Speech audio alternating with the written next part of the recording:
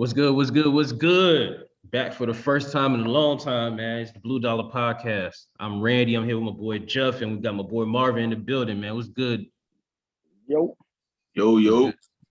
How y'all feeling, man? How y'all feeling? It's been a long hiatus, man. But we back, man. How y'all feeling about coming back and putting in a good show tonight? Oh, man, we definitely got a lot to talk about, man. A lot of content to cover, man. Feel good to be back, though, definitely, especially around the holidays right now, man. All right, man. What about you, Marv? feel good, man. I'm in the holiday spirit, goddammit. I'm ready to talk my bullshit right quick. Yeah, It's been a long time. straight eggnog and Tito's, huh, nigga? Nah, dog, I don't think you put Tito's in motherfucking egg, nah. You gotta get stuff rum, dog. Your stomach gonna be hurting all the way to New Year's. You drink that Motherfucker shit. hangover for real, boy. Fuck that. I mix my eggnog with brown. There you All go. right. Shit. Well, man, it's been a lot, man. So first thing first, man, we're gonna talk about the college football coaching changes that happened, man. The three major changes that happened. The University of Miami, they fired Manny Diaz after they hired Mario Cristobal as head coach. That's crazy, but it's justifiable.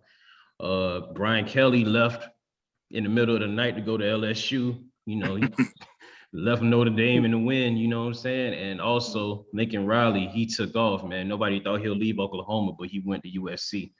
So first things first, we're gonna talk about Mario Cristobal, man. How y'all feel about that move? Since all of us are from the crib and we've been diehard UM fans, Marvin, I'm gonna let you take off on this, man, because you were the most vocal about it. I'm the most vocal motherfucker because that's my favorite team of all time. Well, nigga, that's what it means. That's what I alluded to. That's why I'm letting you talk. I know. I'm just saying. I think Cristobal is a great hire. For one, he's an excellent recruiter. And two, he's a hard worker. You see the man talk at his press in a suit, and not even right after the press conference, he was already at somebody's practice looking at recruits in the same suit that he just talked with. You know what I'm saying? That's a great hire. I don't think Manny Diaz should have been fired, honestly. Well, yeah. That's just me because yeah. I mean, we started off bad, yeah, but like I said, we had major injuries. We lost our starting running back, our backup running back, our starting quarterback, and we still won 5 of the last 6 games. We could have been 6 for 6 at the end, but we lost due to a last play to Florida State, But and then we was worse than tackle. We was the worst tackling team. So that tell me that you in position, just don't make the fucking tackle. That's all. You don't want to recruit the players though. At the end of the day, like I say, back in high school, these dudes are hitting like Ray Lewis. So I'm pretty sure he's not going to give nobody a scholarship that they know they can't tackle. When you at a college level, you can't teach tackling. You should learn that shit at Pop Warner and some high school. But you can't teach a scholarship player how to tackle when they was tackling in high school looking like Ray Lewis and shit. Come on. I guess. Go ahead, Jeff. Great hire for Cristobal, but just unfortunate for Manny. Like Marvin said, man, it wasn't all Manny's fault. You know what I mean? It was injuries, lack of tackling on parts of defense, man. This is like our second year in a row, I believe, having like the worst defense in UM history. Giving up too many yards, too many missed tackles, man. Too many last second big plays, costing us the game. We're actually realistically, man, we're like a 2-3 loss team. You know what I'm saying? We actually supposed to be like 9-3, 10-2, like realistically. Cristobal, man, I think it was just, with everything happening with us losing, but kind of bouncing back towards the end of the season. It was like we got to get Cristobal now because unless he's gonna go somewhere else, I couldn't see Miami passing up on him the way stuff has been going on in Miami for the last 3 seasons. Even before what's his name is the previous head coach before he left, he was looking rocky even since then. And then, but at least those years we had a top 5 defense in the whole country. And then when Manny takes over, we had the damn worst defense performance in damn their history, in my personal opinion. I'm a defensive guy, and they're not tackling properly. They can't cover down the fucking field. Like, they're missing their assignments. It ain't just the coaching. It's like they're not preparing these kids like realistically.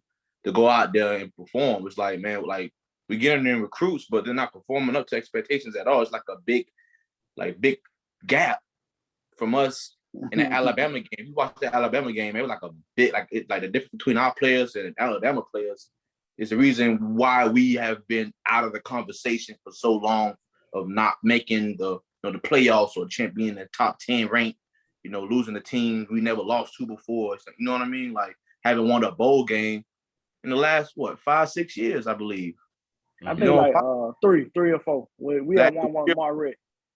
Yeah. So man, at this point, man, if I didn't like how they handled the situation, I didn't like how they didn't let Manny go and they hired Cristobal. I feel like they should have because Manny he's one of us. He's his father got history down there. His family has history down in Miami. Which is why he got the job in the first place, which I don't like. Well, yeah, exactly. But no, I think it was. I don't think so, right? It was a big factor. Y'all can't disclose that. That was a big factor in him getting that job. He was an excellent defensive coordinator. Yes, okay. He was. Because at that time we was number 1 in the passing, in like the top 10 in running. We had like the number 1, number 2 defense in the country at the time. But he wasn't seen as a head coach. He was just hired as out of desperation because of how he handled Mark Richt, and we needed a morale booster, a PR booster. That's what it was. I don't even think Manny even interviewed for the job. As soon as Rick was, let go, or as soon as he resigned, he had decided like within 2 days. So yeah, it was a PR move. He was a quick band-aid. You know what I mean? He was a quick band-aid at the moment. But yeah, man, Go ahead, I feel like that situation they handled horribly. You know what I mean? But then you replace him with the guy we don't mind you replacing him with. He's a great coach. You know, at least they got the right. To me, they got a guy that hopefully in the next couple of years we could be moving in the right direction, because he's one of ours too. Cristobal he's a Miamian as well. So it's like, man, it's hard to like look over how they handle that situation with Manny. But I wish him all the best, man. I figure he's gonna bounce back, especially how his guys didn't give up on him at the end of the season. They fought for him. The boys fought for him. You know what I mean? So credit to him on that, to actually get these young guys behind him, his guys, to play for him, to finish for him. You know what I mean? And hopefully they finish for him again in this bowl game. You know what I mean? Show them like, hey, like that's our coach. We're gonna send him off right. I mean, he's not there alone, but still, I'm here because of him. You know what I mean? So, but yeah, man, the admin, the administrative for Miami, was just they some snakes. That's all I gotta say. Because if Cristobal ends up doing kind of the same thing with Manny did, better watch his back, man. That's all I could tell him. That boy signed for 10 years, 80 mil. They ain't gonna do that shit. I hope he got some guaranteed money for real out of that deal. Big lump sum of that shit. You know what he got. But yeah, man. I like the Mario Cristobal move. One thing that Manny is definitely not is a master recruiter. Yes. Yeah. He's a master recruiter. I agree. All those latest Alabama teams that won national championships, he was the recruiting coordinator. He got all those players in that shit. And that's how they was winning those latest bowls. You see how Oregon was looking up until they played Utah and all that shit? They was looking good. They were looking real good. And they played physical. It wasn't that patty cake Pac-12 shit they usually do. He brought physicality to Oregon, which is what I think he's going to bring back down here. That's why I'm excited to see how the running game going to look. But we already got damn near the best quarterback to me right now. We got for years to come right now, football. Man. So we just best quarterback in college football? Van Dyke? Yes. That's a bold assessment. You want to elaborate on that? To break records at and you only started 7 games. Yeah. You throw for 2,900 yards. Yeah. That's every big time. game you throw for over 320, even with a horrible first half against Florida State, and you still wind up throwing for 325. Come on, Randy. The dude is unbelievable. And the line was not remarkable now. Let's not talk about the line. Cristobal gonna get that line right though. Yeah, he is. He gonna get that line right. This dude was doing shit that you never heard of a quarterback. First time. Yeah. Starting. That man came in and he did his fucking job. Randy, he's my leading Heisman guy for going in next season. Yeah, man. Well deserved. Hey, that dude, I'm telling you, man, If that dude would have started the whole year, who would say where we'd be at? I mean, yeah, we probably lost to Alabama, but everybody else, I don't know, man. I don't know. Everybody would have had to seen us, especially Michigan State. I feel like, man, we would have lit their ass up down the field, man. Like, seriously. Remember, he did not grow up until the when he lost to North Carolina. That's when he started growing up. Yeah.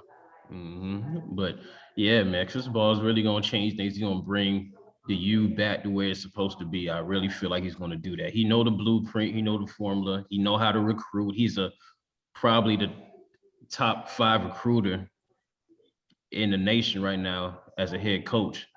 I think he's number one, Randy. You think he's number one over Saban and Harbaugh and all them boys? Yeah. And Dabo Sweeney? I actually think Cristobal is number one recruiter for head coach. Nick Saban them have plenty. They have an awesome coaching staff. Clemson have an awesome coaching staff. Ain't even close, right? Too. But Cristobal is known got the game as on lock. You say Jimbo Fisher got the game on lock? Jimbo got the game on lock. Beat out Alabama recruits again. Let me tell you why. Let me tell you why I think Cristobal is the number one recruiter when it comes to head coach. First of all, Nick Saban should put his rings on the table like Pat Riley and say, "Hey, you want to win? Come play." That's it. You want to go to the league? Come play. Yeah. Nick Saban recruiting with what he doing now, and that's winning. Okay, Cristobal. The reason why Cristobal went all the way to Oregon. In state of Oregon, all the way up top, all the way to the west, and still getting good ass recruits from around this area. Now, if Swaney would have took his ass to Oregon, or Nick Saban would have went to Oregon, they probably want to have that type of recruiting skills of the region when it comes to the South. I don't think so.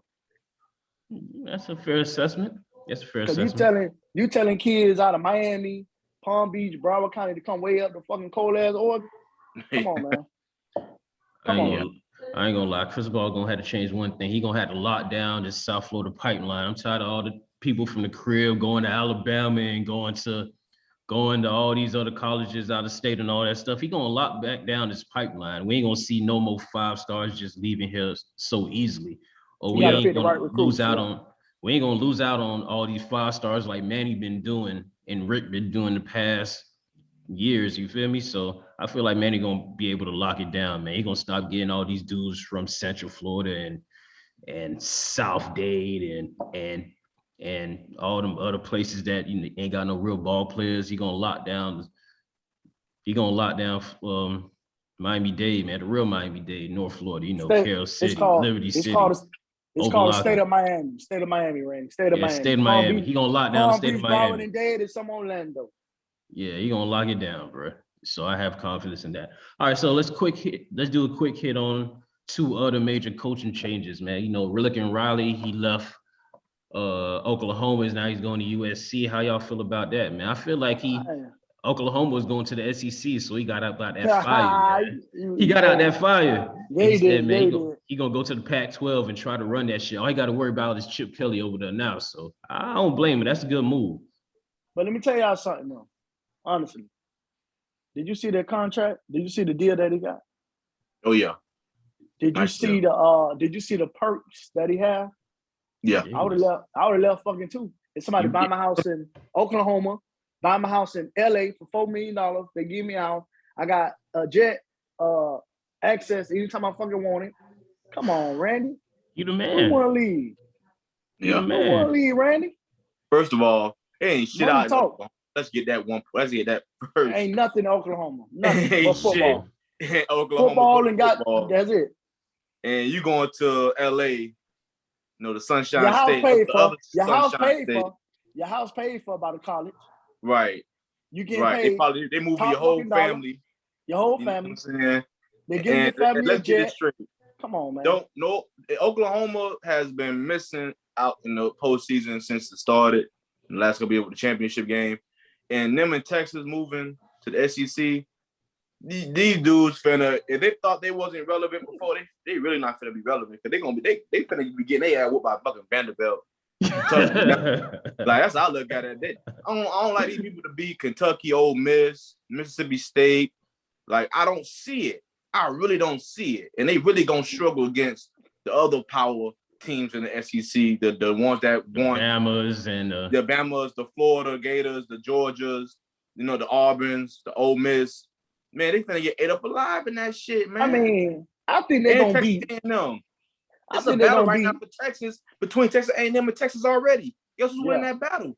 Texas A&M, Jimbo. Yeah, true. Jimbo is outclassing every head coach that has came and went from Texas, dog. They cannot fuck with Jimbo in Texas, dog. Baylor is the only school that is literally, you know what I'm saying? You see what I'm saying, bro? Like Baylor is the closest thing that's battling with Texas A&M as far as recruits and winning and getting notoriety right now. Like, you know what I'm saying? So honestly, I feel like right now Baylor finna run that conference now. That Oklahoma, the Big 12, biggest competition. Yeah. Baylor finna run it. Baylor finna run it. All right, so let's stick to Lincoln Riley on the football aspect. No. I was going to ask you what you think he brings. I know he brings the offense from a football standpoint, but you think he's going to be able to get the defense right and be able to run the Pac-12? No. There ain't never been a great defense. There ain't never been a great defense in the Pac-12. USC has had a lot of great defensive players in the past, but recently, hell no. I just want to say this, though, with Cristobal going to Miami as well, too. That's saving. The only school, like they actually kind of saved because now Oregon has to rebound and try to find a decent head coach and get the team. They got Georgia. They got Georgia defensive coordinator. Well, that's cool. Okay, but I'm talking about what about the Stanfords and the UCLA? Like those teams have been on the up and up. Then Utah outclassed them in the Oregon championship. So I feel like, to me, if he does this right, he finna be the king of the Pac-12. You know what I mean? But we'll see what happens. We'll see. I mean, he gonna be there for a minute. All the shit that they gave him to come there, man. You know what I'm saying? He's gonna be there for a minute, so he's gonna have more than enough time to actually see if he can run the Pac-12. Now, the other coaching change that happened is Brian Kelly leaving Notre Dame to go to LSU. Y'all think that's a big mistake on his part? Because he could have easily retired at LSU, just at Notre Dame. So he could have been riding that out. But he decided to leave Notre Dame, which a program he has been getting into the college football playoffs, and he going to LSU now, where he got to go against Saban, he got to go against Jimbo, he got to go against Georgia. How y'all feel about that move? You think that was the wisest decision? I'm gonna say this right now, real quick. He just for them to make it to the championship game and playoffs and the way they've been losing, and for that team to still like keep him, not fire him, not criticize him. The people didn't really give him a time on, hey, we need to win a championship, like, because there wasn't no urgency as far as, hey, you need to win a championship or you gone type conversation. I don't think ever really in Notre Dame, right? No. Now he's in the hot seat. He's in the fucking hot seat. Exactly. Not only he's in First, he left for a team that wasn't even in the conference. You was playing teams. You was just choosing your schedule. You know what I mean? And enough for notoriety. If Notre Dame goes undefeated, guess what? You put them in the top 4 to go to the playoffs. You see what I'm saying? No pressure. No conference championship. None of that shit. Now he's I'm gonna tell y'all different like atmosphere. He in the South. Yeah, LSU, strong fan base. Biggest rivals, Alabama. You know what I mean? It's like, come on, bro. Like, man, shit. But I'm gonna tell y'all why he left. I'm gonna tell y'all why he left. Did y'all see that deal he got to? Oh yeah, no. Yeah. We're not discounting the deal. Money, we know the money gonna be. That's why he left. Dog. Listen, when you give a motherfucker all this shit, fuck what they got going on. They gonna get to the money.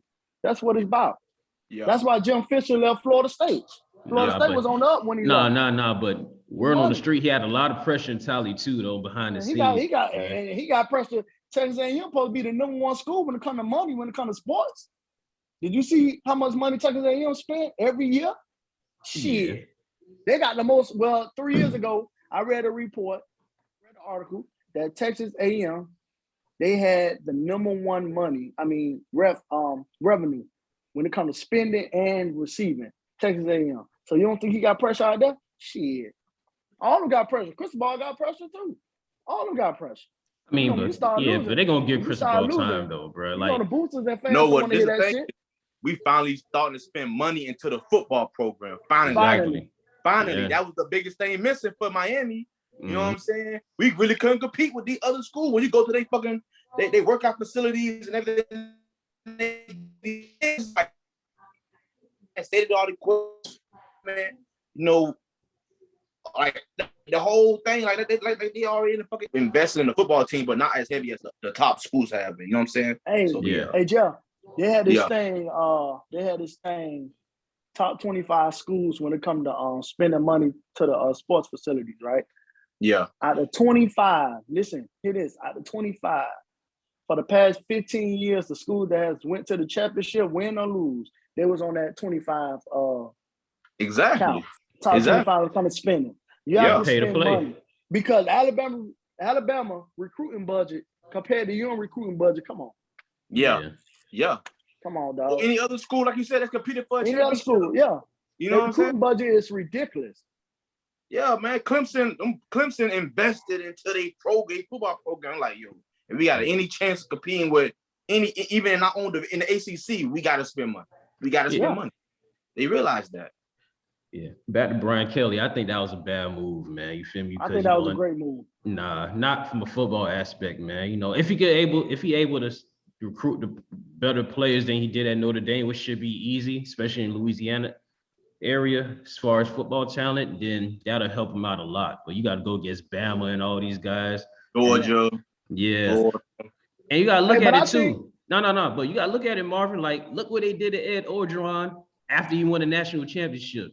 Like, within 2 years, they got rid of him. He's from Louisiana. He bought the national championship less than 2 years ago, and they got rid of his ass. That's what I mean. That's what he left a comfortable seat for a hot seat. Exactly.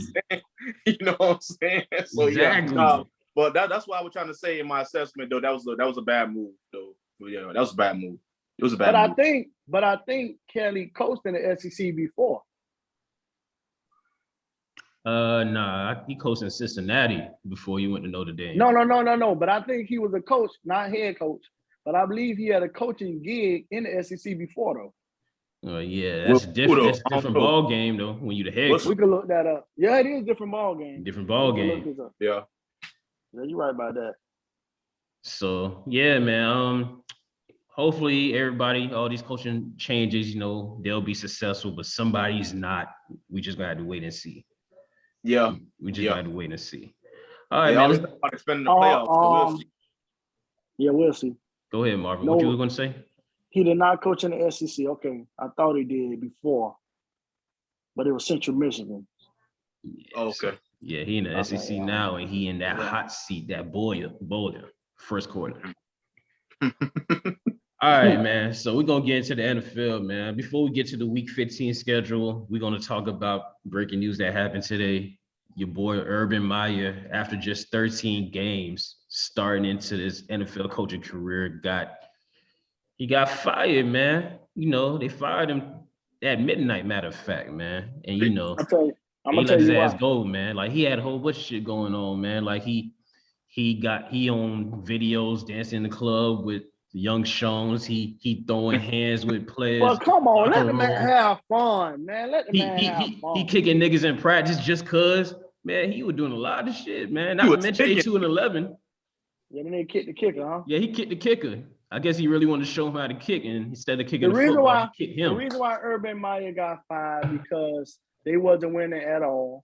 And the number 1 overall pick, Trevor Lawrence, which is overrated. Who's overrated? He's looking like doo-doo. Horrible season. I think he 14 interception, 9 touchdowns. Yeah. Horrible. He's the worst quarterback in draft class. No, Zach Wilson's way worse, but no. Zach Wilson's way worse. I think Zach Wilson's performed better than Trevor Lawrence. That man done had both of them horrible. 4 games with 4 picks, Randy, or more than that, probably. Yeah. All right, go ahead, Marvin. You can finish, man. I ain't going. Well, you can't. First of all, you can't fault Urban Meyer for having fun at the club, having girls dance on him. But it's the situation. It's the situation, though. Like, you just got blown out. You just lost a close game in Cincinnati, and you told the owner, "Oh, you're gonna fly back with the team," and then you get caught on camera dancing with a show at the club. But you have to realize, man, when he signed to Jacksonville, he knew they weren't going to the Super Bowl the first year. You know why? First of all, Jacksonville get rid of all their best players. We seen Right. Yeah. They get rid of all their best players. Horrible administration. They horrible. So Oh my how God. can you fault? How can you fault him? What players right now you can name on the Jacksonville Jaguar team? They What got players? talent. They got James Robinson. They got DJ The Chark. running back. They got Who Miles else? Jack. They got Marvin Miles Jones. Jack. Man, Miles Jack been overrated since fucking college, man. Oh, okay. All right, my bad. Marvin who? The one that had an okay season in Detroit? He's still a serviceable player, man. He was a leading receiver at Man. one point. We talking about Jacksonville Jaguars. Them dudes ain't been shit since the when they went to the third round playoff, I think 2015. They let go everybody. Both of their starting cornerbacks on that team gone. The D-line gone. Oh, come on, bro. The receiver gone. They But- best Come on, wide receiver, everybody gone. Allen Robinson, he gone. He Gone. But, but Urban was doing a lot of wild shit behind the scenes, though, man. Like he ain't making no better.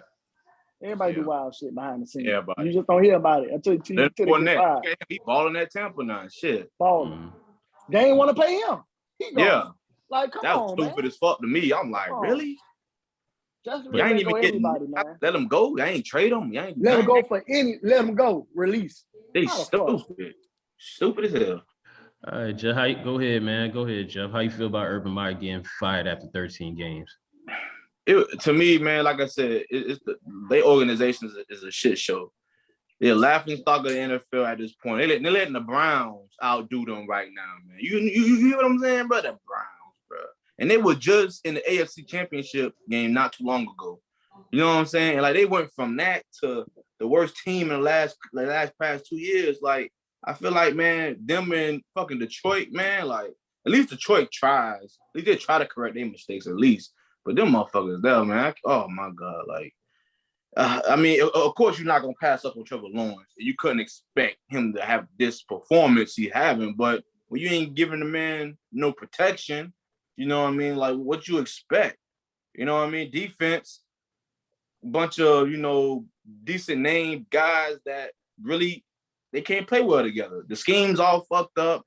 Like to me, that was a game Miami should have never lost. You know what I'm saying? Like they beat us, but they beat the Dolphins. You know what I'm saying? That's the shit I'm talking about. Like, you know what I mean? So, but yeah, man, to me, they should have at least given him 2 years, but they give him 1 year. Like, that's bullshit. But at least he's getting paid. Fuck it.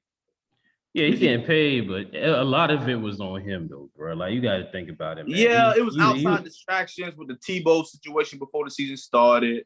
Giving him a chance before. There was a lot of other quality guys he could have gave a chance, especially at that position, because even though they boys, you know what I mean? Like, that was one of the biggest, like, distracting things before the season started. It wasn't even on Trevor Lawrence. It was on, the head coach and a fucking special teams player.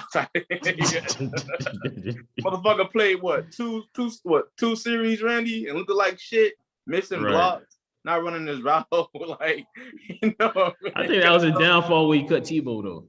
Bro, that's the one thing people don't realize how hard it is to switch positions, bro. Unless you're going from a really talented, skilled position to a lesser skilled position, you're not gonna do well. Like, you're not gonna do well. Going from quarterback to being a tight end when you never hit going against a guy like hitting all game, you know what I mean? Hitting helmet to helmet, getting off blocks. You're a fucking quarterback. You're being protected from being touched.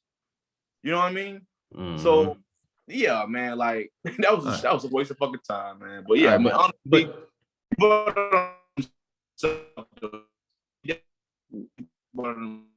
you're right. It was his. It was his fault. Yeah, it was Urban. Like, if you look at the timeline, what was going down, man? In February, his strength and conditioning coach got caught up in a $20 million lawsuit because he was the former strength and conditioning coach at Iowa, and it was a racial discrimination lawsuit. That's $20 million right there that he got caught up in. And then in May 20th, man, he signed Tebow, and then he ended up cutting him later down the line. And then in July 1st, he got fined $100,000 because of how he was doing with the training camps stuff, as far as like practice and all that stuff. Yeah, with the whole COVID protocols and stuff like that. Yeah. Exactly, man. And then later on down the line, we know the situation after the Cincinnati game where he got caught on candid camera getting a lap dance. You feel me? So, we know about that part. And then also getting into it with coaches and players behind the scenes. He was really about to throw hands with players. Like he was about to throw hands with Marvin Jones. So man, hey, fuck it. That's you want to talk. Hey, they say he an egomaniac. He acting crazy, he talking to people like they fresh out of high school, and these grown ass men. You can't coach them the same way you used to coach in college. You can't do that in the pros. So he was doing a lot of shit that was wacky. And it's the reason why Nick Saban in the NFL. Remember that? Yeah, Nick Saban tried that bullshit, and after 2 seasons, he slid because that shit wasn't gonna fly. Yep. Urban found out in less time that shit ain't gonna fly. Nope. All right, Marvin, you got any last words on this subject, man? Nah, not at all, man. But the dude set himself up for failure. Even if the Jaguars call me right now, I won't coach their ass. You better take that shit. I want to take that. I don't give a damn. That shit, 10 million, 20 million. I would not coach the fucking Jaguars. Nigga, you smoking dope. What you smoking on? And let me put you for coaches that might watch the podcast. The NFL will get rid of your ass before the year over. Don't ever forget that. So if you taking a head coaching gig, be careful when you take an NFL job because your ass might be done within 13, 14 games. And for all our viewers, he don't mean that shit. He just talking shit. Yeah, I mean, man, listen, them motherfuckers pay me $1 million. I will be their coach. Exactly. That's why I would say, yeah, if they don't take him serious on that shit, he talking out his ass. All right, man. So we done with Urban Meyer, just like the Jaguars are. All right, we're gonna go to the NFL Week 15 schedule, man. The playoff race is starting to get tight, man. It's very interesting. We're gonna start with tonight's Thursday night game, which will be done after this podcast is released. But we're gonna talk about it anyway, man. It's the Kansas City Chiefs traveling to play the Los Angeles Chargers, and Kansas City is favored by a field goal on the road. Yeah. So, Jeff, man, how you feel about this, man? Who you think gonna win tonight, man? It's tough to say because the Chiefs are a different team from the last time they played. They played in Kansas City. Justin Herbert was that guy that game, definitely was that guy. Their defense performed extravagant, but Kansas City defense has improved dramatically. They can get pressure on the quarterback. They can cover down the field. It's like I forgot the other guy they got at corner, but he's actually playing out to be pretty good like right now. The defensive coordinator, he's got everything lining up. I think they got their best pass rusher. He's out right now. I'm not sure if it's injury or COVID. It's hard to keep track of this shit, but man, I think it's gonna be a closer game. Mahomes is not turning the ball over too as much as he was in the beginning of this season. That was one of the biggest things. It was like, man, like it's not the same Mahomes we used to seeing. Like, you know what I mean? We used to see him throw at least 3-4 touchdown passes a game, maybe one interception or no interception. This motherfucker throwing 2, 3. You know what I mean? In the beginning of the season, especially that game against the Chargers, man. Like, I think the Chargers should feel good going into this game because they're playing at home. They beat this team already, so they feel like they got a lot of confidence. They know they can beat this team. You know what I mean? Especially coming off a win last week as well. So, it's gonna be tough, close game. I think right now the way the Chiefs are playing, I don't see them losing this late in the season, going towards the playoff, trying to get that first week bye, going against New England and Tennessee and everybody. So I'm gonna get this one to the Chiefs. They'll cover the 3. I like them to cover the 3. Marvin? I like the Chiefs to win. We all know for years the Chiefs beat them, the Chargers beat them. They always split the series. They've been doing it for about 4 or 5 years now. I will pick the game to go over. I think over 54, but I'll buy 4 points off to make it 50. Last game went to, I believe, 53 points total. This game should be over 50. The Chiefs is a totally different team from when they first played. The defense got better. The team got better. The offense, and the crazy part is the Chiefs been on the winning streak, and Patrick Mahomes is still not the same Patrick Mahomes that we used to see him. That's the scary part because they winning without Patrick Mahomes really playing like the Patrick Mahomes that we know. He have yet had an outstanding game that remind us of when he first started 2 years ago and last year. So I believe the Chiefs gonna win. I don't know if they're gonna cover the spread because the game might be close, but I believe the Chiefs gonna win the game. All right, just to let people know, we're not expert bettors. We're not really gamblers, man. We just go based off the numbers and give our predictions. So don't take our word as as the Bible and go and do it and say that we told y'all. Like, we just giving our suggestion. We're not professional gamblers at all. We don't gamble. Professional gamblers lose too. We don't gamble. I don't gamble at all. Yeah, we don't gamble. I just had to say that disclaimer. You know what I'm saying? But I'm gonna go with the Chargers, man. I'll take them on 3 points, man. I just feel like, Kansas City, even though they've been doing good on defense recently, they on the road against a high-powered Chargers offense, man. You seen what the Chargers did to the Bengals on the road. So imagine what they can do at home against a way lesser defense like Kansas City. So it could be a shootout tonight, but I like Kansas City and not Kansas City. I like the Chargers with Justin Herbert and Eckler, and you got Mike Williams and you got Keenan Allen, man. I think they're going to put up some points tonight. And plus, they still got enough defensive star power with Derwin James, and I think Bosa's going to play tonight too. I think they're going to be able to get this win at home. And plus, it's a rivalry game. It's a division game, so they always close. Division, honestly. Whoever wins this game, I think, takes control of the division. Yeah, and this could be the gateway to the playoffs, man. So I'm gonna go with the Chargers, man, and I'm gonna take the 3 points, man. Home underdog, man. You really can't turn that down, especially when it's that close at home. Okay. So I'm gonna go with that, man. So now something new, man. We got the flex games for Saturday. We got 2 games on Saturday. The first game we're going to talk about is the Las Vegas Raiders traveling to play the Cleveland Browns, and the Raiders now are favored by 3.5. So Marvin, man, go ahead and pop off on this. I think Baker's not playing this week because of COVID. So, or Jarvis Landry. Oh, they can win without Landry. They've been winning without Landry. Without Baker? So are you sure Baker? Nah, Landry. Jarvis Landry. So you sure Baker not playing? It's projected of him not playing this week. They're gonna start Case Keenum because of the COVID. Now things could change because you know how this COVID shit is as far as testing.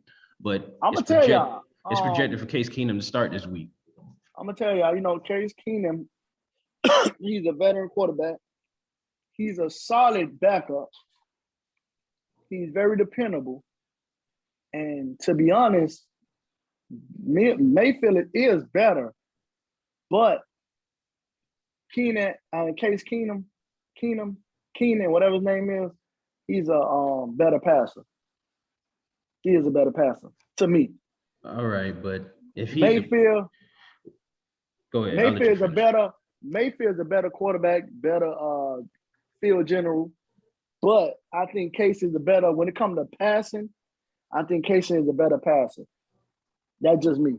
Case was the quarterback for the Rams before Jared Goff took over, and he was doing his thing. We just gave it to Goff because he was the #1 pick, which you shouldn't have fucking gave it to him at the time. But Case was a solid quarterback. He's solid. I mean, he's like a Fitzpatrick. He's solid. He might not be better than your starter, no, but he's a solid quarterback. And when it comes to passing, he could get the job done. So I don't think it'd be a pushover. But the Raiders, they're hungry. They still trying to fight in the playoff, due to the Chargers and the Chiefs having a good year also. So I believe it's going to be a dog fight. I will go with the Raiders. You going with the Raiders? Yeah, dog fight going with the Raiders. The Raiders have to win. Money line or spread? I do money line. Money line? Okay. So what about you, Jeff? Go ahead. Man, it's kind of tough still, man. The Raiders been kind of falling off, here and there with all the stuff that's been going on in the background with their coach and players and stuff like that. But they missed. But the Browns are gonna be missing their starting QB, their best wide receiver. They still got Chubb in the backfield. I'm not sure Kareem Hunt's playing. I think he's in that COVID list as well. Their defense is still decent. They got a decent defense. Pass defense, not so much, but run defense, yeah. Myles Garrett can get to anybody. I mean, any fucking body. So with that offensive line protecting Derek Carr, might be a tough night for Derek Carr, honestly. I think he might use his feet a little bit in this game. But because he is playing, they do got Josh Jacobs. They do got they wide outs, Deshaun Jackson and the boys and everybody. So I honestly think that the Raiders will win this game because of COVID. COVID is giving them this game. I actually had the Browns winning this game before the whole COVID protocol thing came out with Baker and Landry, but I can't ignore that. To me, Case Keenum is a good quarterback, but without I don't even know who said the wide receiver is going to be. Rashad Higgins and Donovan Peoples-Jones. Not bad guys, don't get me wrong, but hasn't started a game late in the season. So I think it's going to be kind of hard for him to kind of pick up where Baker left off. You know what I mean? Like, I don't see him coming out there and put on the best performance. I mean, he is a veteran quarterback. Don't get me wrong. He can play. You know what I mean? But he's going to have to depend on that run game heavily with Chubb. So you got to get Chubb the ball at least 30 times. And you got to give him you got to give him some good routes to throw to, tight ends and everybody. So it's going to be tough, man, because the Raiders do got some dogs on that team, on the defense too, on the front seven. So I'm going to give it to the Raiders, man. The Raiders got this one. I'm not going to lie, man. I think I'm going with the Browns, man, because Case Keenum already came in and started a game for Baker Mayfield early in the season when they beat Denver. And how they beat Denver is basically the run game, man, and the Raiders are suspect to the run game. So I can see this being a Nick Chubb type of game. He could probably have 150 to 200 yards rushing. And 200. plus, 200? All right, we're going to go with 200. And I also like the fact that their defense is still pretty good, man. So I'm running game and defense. I think that's going to help the Browns pull this one out because they desperately need it too because they're 6-6 right now. So I think they're going to pull it out. But they're missing their 2 out of their 3 best options on the opposite side of the ball. The quarterback and their best wide receiver. You know what I mean? That's kind of tough for if you pick a team. If you think about a team's offense, the first thing you think about is who their quarterback is, right? Mm-hmm. Okay. Did Case Keenum win that game he started this year? Yeah, they beat the shit out of Denver. But they beat Denver? They beat Denver at home. But the running game was a big factor. Remember, they didn't have Nick Chubb or Kareem Hunt in that game either, and they still beat Denver. I remember that game. You know what? I do like the Browns defense, and that was the first option. No, seriously, I love the Browns defense. I got on my fantasy team and everything. I like them like that. But Case is a decent quarterback, man. You missing your wide receiver and your starting QB. Case is a decent quarterback. Like a wild card opponent. You know what I mean? These guys are actually pushing for a playoff spot as well too. So I'm gonna give it to the Raiders on this one. All right. So we all going with you going with the Raiders. I'm going with the Browns. Marvin, you going with the Raiders. So I guess y'all ganging up on me today. So it's all good. But now you just 2 for 1. You just taking L's today, my boy. I don't know what it is. You see, we'll see. You're taking L's in fantasy football too. Hey man, we ain't come here to talk about fantasy football, man. It's everybody have a down year. Guess who number 1 seed in fantasy football? Everybody have a down year. You feel me? Urban Meyer. Down year. So that is not comparable at all. Hey, Boom Squad on fantasy draft. Team called Boom Squad. Oh yeah. Boom Squad. That might be your team. Hey, all right. We're going to the next game. Get off. We going fantasy. Just make sure you win the playoffs, motherfucker. I got a first round bye. But come on, first week bye, my boy. Yeah, you too. Both y'all might be one and done too. Hey, well, we'll see. We went farther than you. Right. Don't matter. I can still be petty. All right, man. We're gonna go with the second Saturday game, which is the New England Patriots traveling to play the Indianapolis Colts, and the Colts are favored by 2.5. So Marvin, man, go ahead, man. How you feel about this game right here? This gonna be the game of the motherfucking week. Patriots on the winning streak. Yep. Patriots have been whooping ass for the past 6-7 weeks. The Colts was whooping ass until they lost to the Buccaneers, I believe, two weeks ago when they jumped out first, and then Bucs came back. I guess but they got Tom Brady. They always coming back on people. But I'm gonna go with it ain't about the players this game. I'm gonna go with the coach. I think Belichick gonna win. I really do. The Patriots. You going with the Patriots or the Colts? No, I said I'm not going with the players. I'm going with the coach. Oh. Bill Belichick. The Patriots not gonna lose this game. They on the road going against a pretty good Colts defense, and all they got is Mac Jones. Their defense was good against the Bucks 2 weeks ago, but the Bucks started jumping out on their ass and bombing their ass and shit. Come on now. They did give up a big lead. They jumped out. I mean, but that's Brady though, nigga. We talking about Mac Jones. But when the Colts win, what make the Colts win? Not the defense, it's the offense. Once Pittman and that offense get rolling, and the running back Taylor, it's hard to stop. But like I said, the Patriots on a win streak. They've been winning 6-7 weeks in a row, man. They look like a totally different team. You know, they're the division leaders in their division, and they just look real good. Like the Patriots looking real good right now. So I'm gonna have to go with the winning streak, man. I'm gonna go with the Patriots.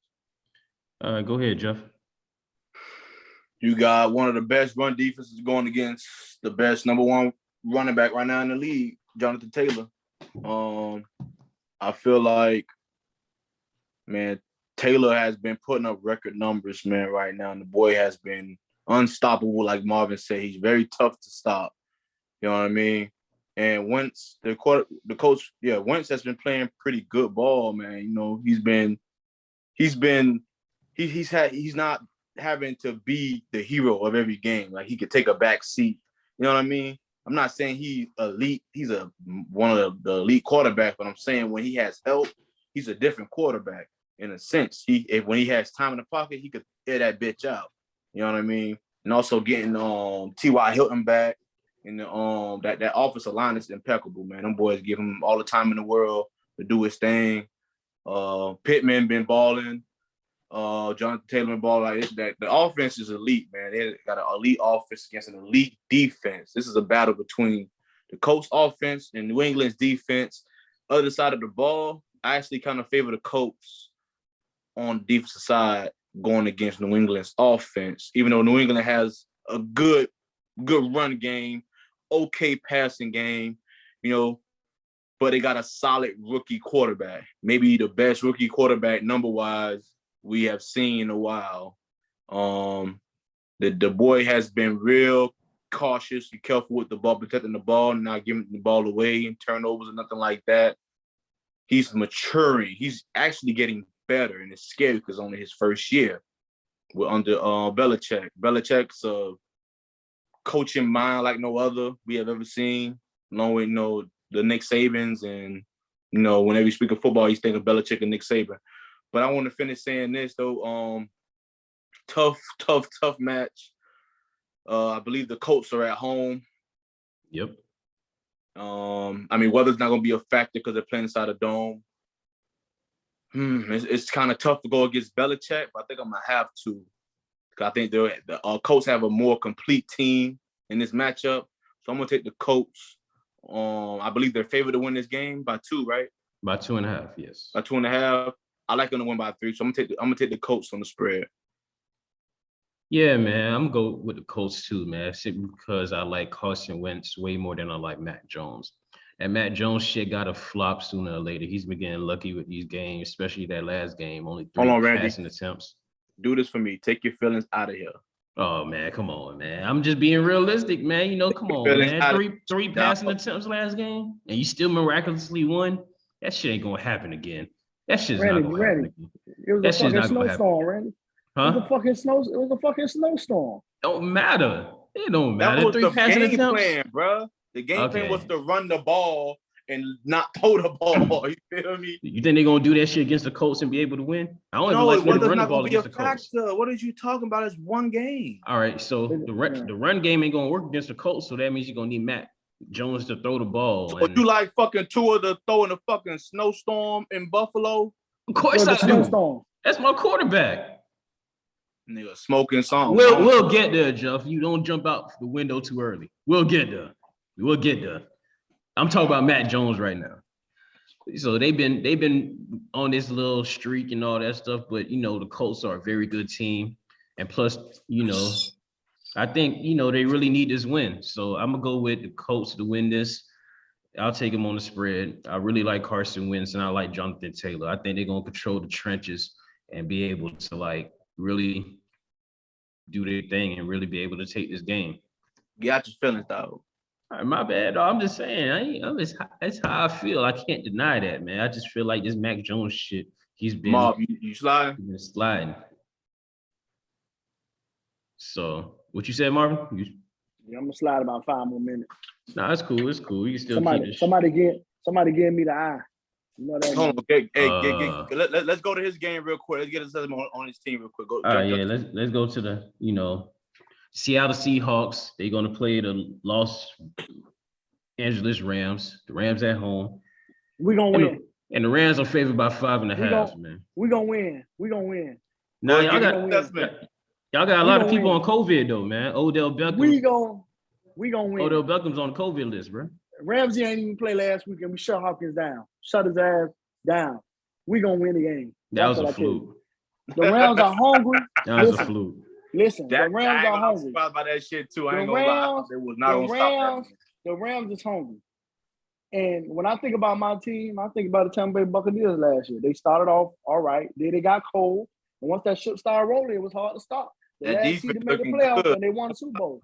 Man, the Rams, it's hard to stop Murray. Nobody have stopped Murray this year. Nobody. Yep. No team. No lotto, for real.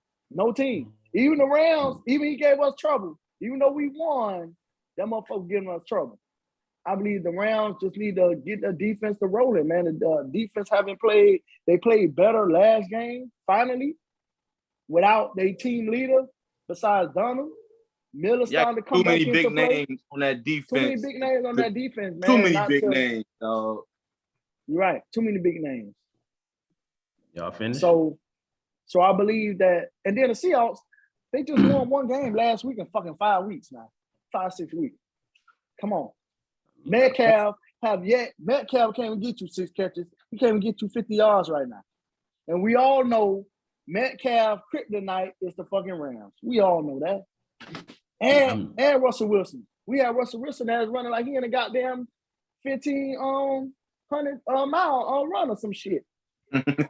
Yeah, Tyler Lockett is on the COVID list too, by the way. Oh yeah, good. This nigga said good. Nigga happy as fuck. That motherfucker Ram killer. If you watch him, he kill our ass every time we play. Him, Lockett be killing us. Because y'all beat them in the postseason last year. So yeah, man, but Lockett be killing us, man. That motherfucker kills the Rams every time we play. Y'all got their number though. We got their number. I just think we're gonna win, and I'm not saying it because they're my favorite team. Because I'm gonna tell you, hey, we're gonna lose. Hey, we're gonna win. Because this podcast is not about this podcast not about your feelings.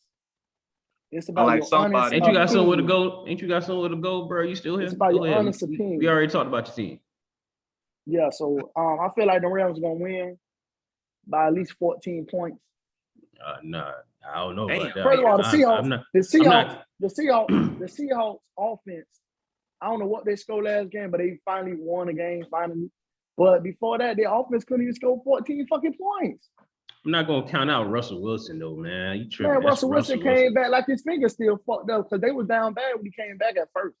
Hey, they just had to win the last game. Cooper Kupp too, boy. Yeah.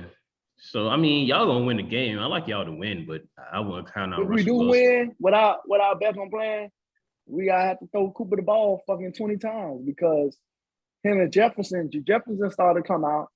Tutu Atwell, he got to come around. Man. He ain't come around yet. Beckham on the COVID list. Yeah, so we really don't got no more receivers. We really ain't got no more receivers. So we'll just see, man. But our defense, for us to win the game, our defense have to play. With our offense down like that, our defense have to play the best game that they ever played. Yeah. I agree. Go ahead, Joe. You want to put a quick hit on it real quick? Yeah, quick hit on it. Yeah, I like the Rams in this one. Even they got Odell out. He had his first big game, but the offense has been operating without him, putting up numbers. So with a decent run game they got, they getting Henderson back this week with Sonny Michel. They helped Sonny Michel out. They still got Jefferson. The other slot receiver, he's pretty good. They still got I think they get Higbee back, I believe, too, this week. So the Rams offense ain't gonna miss a beat.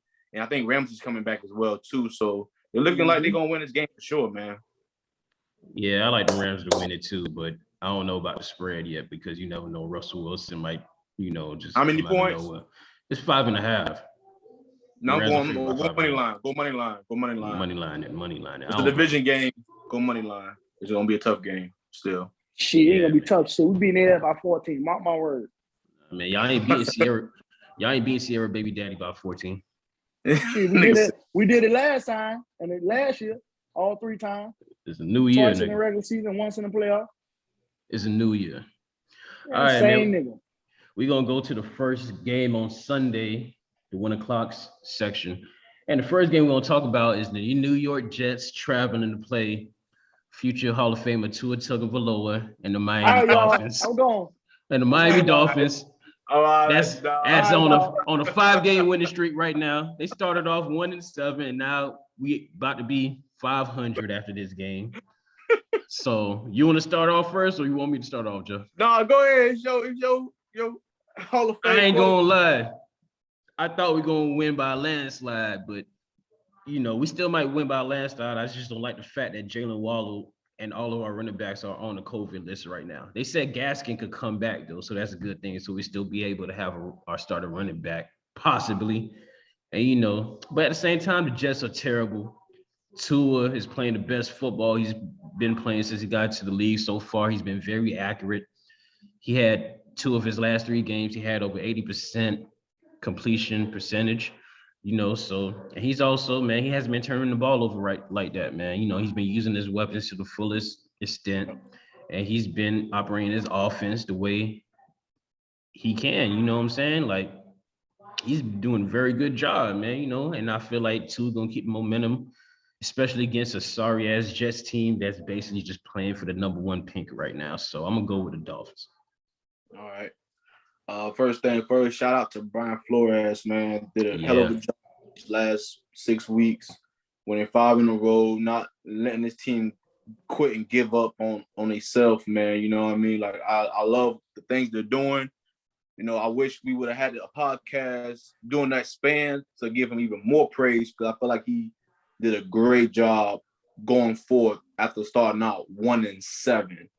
Yeah. You know what I'm saying? Losing 7 straight. To me, I ain't seen nothing like that before, where a team just bounced back and now 1 game under 500. You know what I mean? So, and possibly not. I mean, we're not going to talk playoff talk right now, but they look like they could possibly push for a playoff spot if they continue to win out. But we'll see. Definitely big hit with the COVID with Waddle, man. I definitely thought we would still want a little easier with him without our running backs. But Tua has been playing pretty well these last 5 games as well. Defense. Bravo to the motherfucking defense. Yeah, you're right. The defense has been showing up too. Been showing out and showing up. And I want us the way we wasn't able to talk about it, but the performance against Lamar Jackson, outstanding. Outstanding.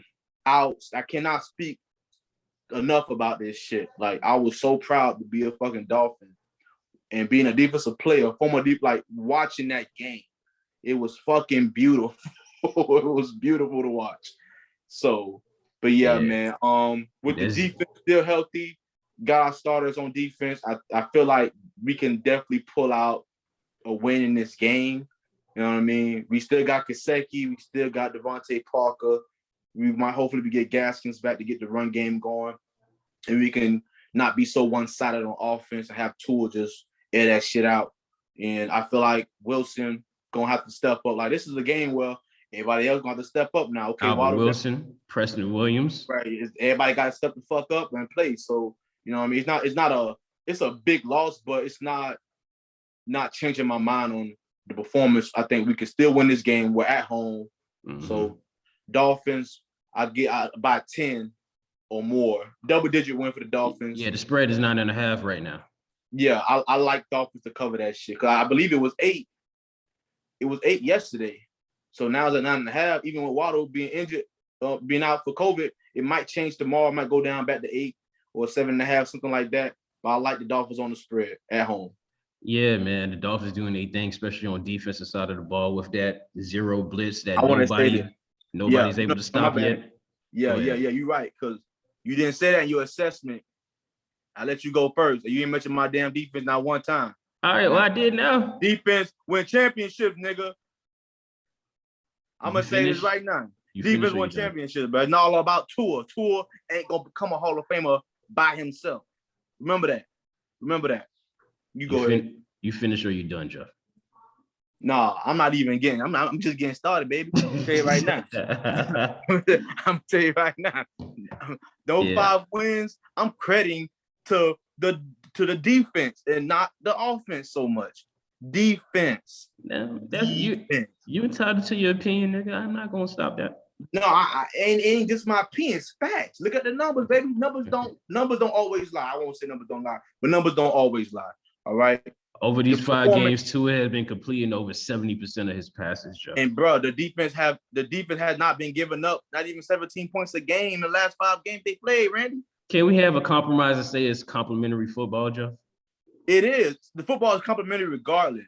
The defense got to put the offense in good positions. The offense got to not put the defense in bad positions. You know what I'm saying? Like, it's both go hand in hand along with special teams. I'm saying this to say that, though. I'm giving more of the credit to the Dolphins' success to Brian Flores and that damn defense. So there you go.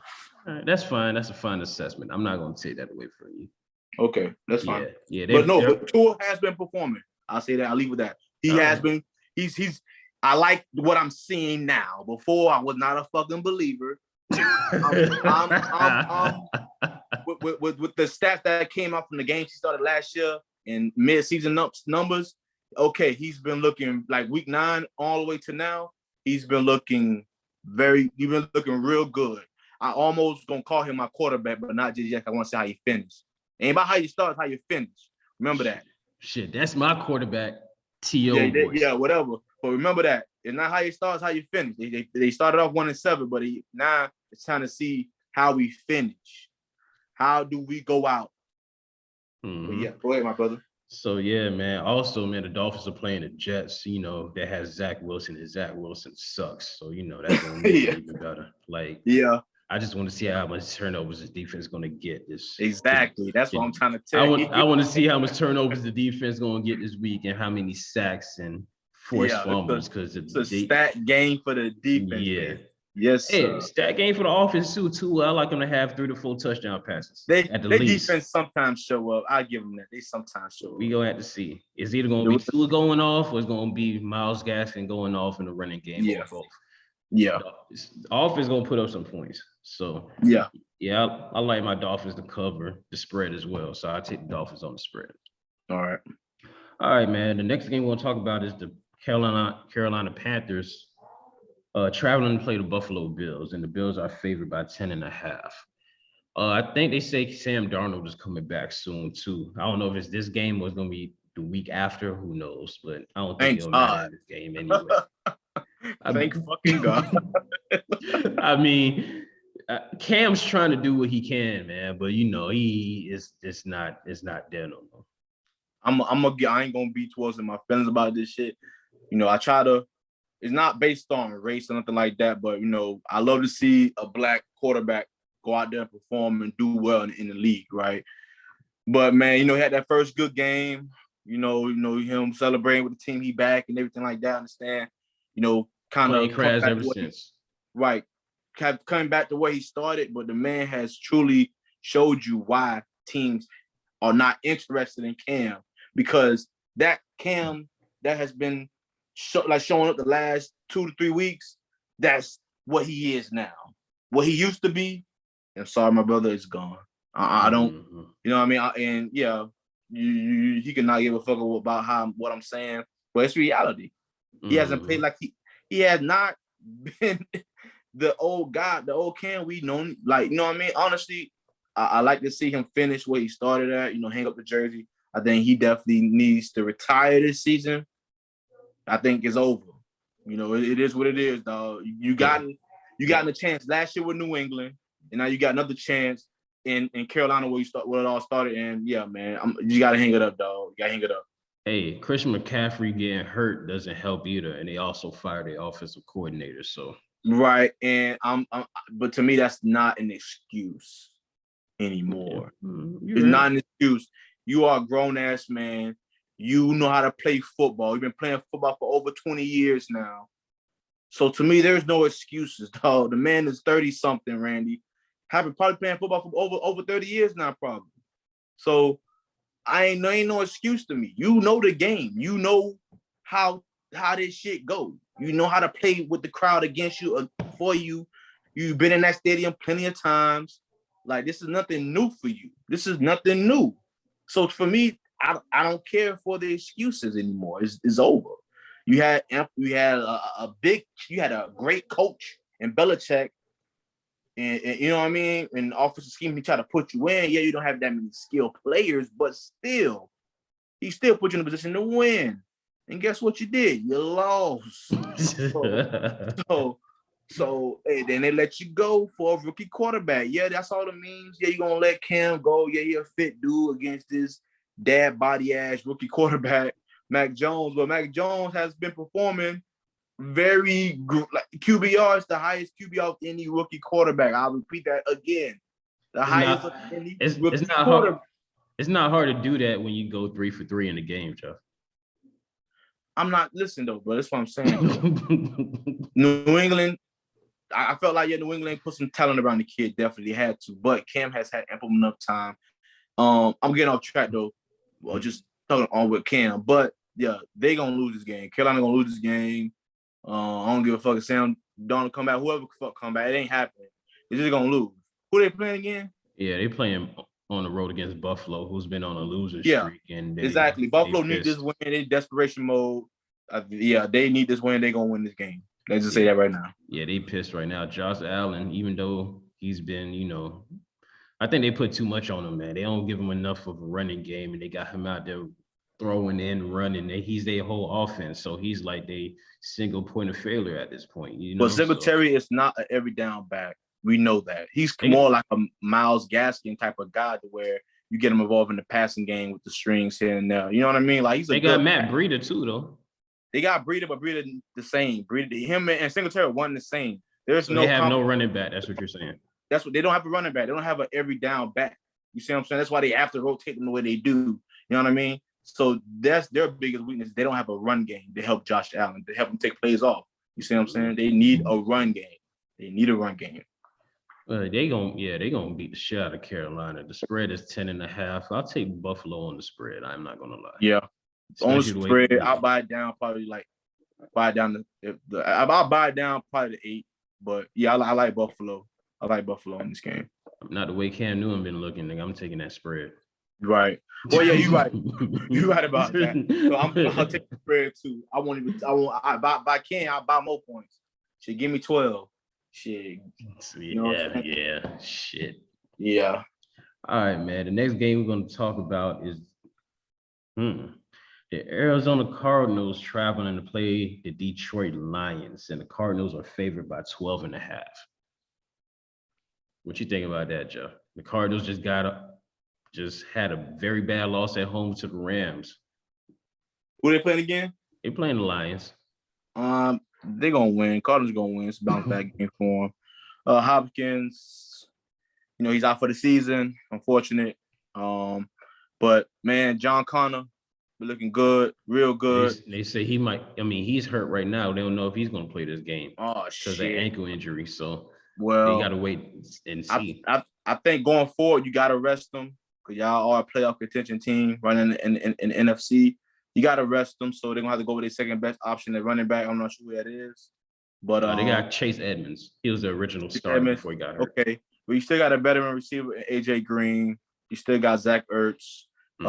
Decent offensive line. Kyler Murray's your quarterback. He's back. So they still have a good shot at winning this game against Detroit defense. Detroit defense is actually kind of sneaky good and sneaky bad. You know what I mean? They'll keep it close. They'll keep it close, and they actually like – they choose when to show. It's not even when they choose to show. It's like sometimes they got an on switch and they started playing better for no fucking reason. And the game against fucking the Vikings, like they beat the Vikings. I'm like, how the fuck how they stopping their passing game? They defense was actually stopping the Vikings passing game, if you can imagine. You know what I mean? Fucking Jefferson being stopped by anybody on the damn Lions defense. Decided to fuck out the money out of nowhere. Right, you know what I'm saying? So But even with everything going against Arizona right now with the injury, I don't trust Jared Goff for a fucking second. Don't get it twisted, baby. I don't trust that motherfucker at all. So yeah, you gotta take the Arizona road team, right? Or the home team. Nah, Arizona the road team this week. The road team, I still like Arizona. They're comfortable playing in a dome anyway, too. They have no problem adjusting playing in there. So whether or not going to be a factor, give me Arizona on what's the spread? 12.5. That's what little. Oh, money line that shit. Money line that shit. Yep. Yeah, man. I'm going with the Cardinals too. Kyler Murray need a better bounce back game. He threw 2 costly interceptions and he wasn't playing his best football, and that kind of hurt them in winning the game against the Rams. And I feel like he's going to redeem himself this week, even without DeAndre Hopkins or possibly without James Conner. And plus, it's the Lions, man. The Lions is a get right game at this point, Mm-hmm. And they just come, and Arizona is just coming off a loss, so I feel like they're going to rebound and they're going to obliterate the Lions. But I'll still take them on the money line just in case. You never know, Lions might try to fuck up everybody's money and try to cover the spread. So, yep. Yeah, buddy. So I'll just take the Cardinals on the money line. All right, the next game we'll talk about is the Dallas Cowboys traveling to play the Giants, the New York Giants. Mm-hmm. And Dallas is favored by 10.5. Personally, I think the Cowboys going to beat their ass badly. Yeah. And I also think this is going to be a return to form game for Ezekiel Elliott because, the Giants are in the lower ranked tier against the run. And I think the Cowboys be waiting for a game to get the running game back on track and not have to depend on Dak Prescott to air it out as much as he has been these past couple games. And, got to get the run game going, man. It's the wintertime. It's about to be cold season. You're going to be in Dallas is going to win a division, and they most likely are going to be hosting or they're going to be traveling on the road, and you got to get that running game on point, man, And I think Zeke is trying to show that he's still that dude too. So I'm going to go with the Cowboys to win this game. But I'm going to take them on the money line, though, because that 10.5 is kind of steep. Yeah. Definitely a bounce back game for Dak Prescott. Last couple of weeks, performance has not been up to par. They've been depending on him a lot to air that shit out. Tony Pollard has become a big part of the run game. It's the reason why Ezekiel Elliott has been kind of like no-show in some weeks here and there. He's been getting outperformed by the backup running back. Offensive line actually been kind of slipping, honestly. Like, they normally give Dak ample amount of time to, pass protection, but the offensive line, I guess they had a couple of injuries. I'm not sure. I got to check the injury report, but they need to get back on track as well. Their passing protection, like in the run game too. For some reason, when Zeke runs the ball too, there's no holes, or you know what I mean. Like, so that's what I mean. Like, they got to get the offensive line back on point. Definitely, defense has been playing outstanding though. They passed rush game. Their defensive pass rush. And the rookie, what his name is, Parson or Michael Parsons. Michael Parsons, the kid is outstanding, man. Defensive player of the year, rookie of the year. Well, he has a chance to win it. Jalen Phillips might come for that. Who? Jalen Phillips. He already has 9.5 sacks. Jalen Phillips. Yes, you're right. Yep. Jalen Phillips also in the run, and also I believe Diggs as well, the corner. Yeah, Diggs. This is second year. Second year. Okay, so you're not in that run. Okay. Well, I got you now. But yeah, definitely. Man, he's in that race, definitely, man. 9.5 sacks in the last 5 weeks, I believe. Yeah, so that's impressive. But man, their defense is playing back on par. They had an outstanding performance last week against the Washington football team. They had a lot of turnovers, a lot of sacks. I think it had a scoop and score as well. And Heineke has been performing pretty good. It's not like him to turn the ball over that much. And they shut their run game down too, and they shut Gibson down. So credit to the Cowboys defense. They're definitely going to win this game. It doesn't matter if they're playing at home or at the Giants, but it's still a division game, division rival game at that. So it might be a tougher win than people think. You know what I mean? I definitely think they're going to cover the spread, but because the Cowboys are trying to bounce back, Zeke and Dak are trying to bounce back. This is going to be a game, a hard-fought game. I think the Giants ain't just gonna get his shit to him. Might see a big performance from Glennon, the quarterback. I don't know. I'm not saying he gon', but I don't know. This is what, third game, right? They're gonna be competitive. They're gonna be more competitive. They're gonna be competitive because I think he's starting to get his rhythm, his timing with the receivers, and Saquon gonna have to show up and do something. You know what I'm saying? So that's why I'm gonna keep it close. I'm gonna take the Cowboys on the money line. Yeah, man, I'm gonna take the Cowboys on the money line too, man. I'm taking that. The Giants really don't. I mean, see, to me, they're a better team. They're a better team without Daniel Jones, in my personal. Yeah, Daniel Jones suck. Everybody know that shit. I mean, yeah, that's a unanimous like. Yeah, that's a unanimous ass like assumption, man. Like Daniel Jones just going really off his last 2 weeks of performance against Miami. You know, it was a kind of we only won by 9 points, but I saw some things that I was like, man, like he's all right. Like, you know what I mean? Like, defense, credit to the defense, we put that pressure on his ass. Don't get me wrong, but he did some things right in that game against us. We're a top 5 defense to me. You know what I mean? So, and Dallas are a top 5 defense as well. So I feel like, you know, with his third week being the starting QB, he's starting to get a rhythm. You know what I mean? Not saying he's gonna had the best performance of the week, but this is going to be his best performance so far. All right, so let's go to the next game, man, which is the other half of the division, the NFC East is playing, where you have the Washington football team traveling to play the Philadelphia Eagles, and the Eagles are favored by 9.5. I'll let you go first, Jeff. And just to let you know, the Eagles are starting Jalen Hurts instead of Gardner Minshew. Take that as you will. Oh my God! Why would you do that? Oh my God! I was just about to praise New England for grabbing Gardner Minshew from the Jaguars, but they turn around and do something stupid like this. Let me tell y'all, people, right? Gardner Minshew is what Baker Mayfield pretends to be. He is that guy. He's about that life. And I'm not going to get too deep in it, but let's just say if you compare their stats, Baker Mayfield and Gardner Minshew stats, quite comparable.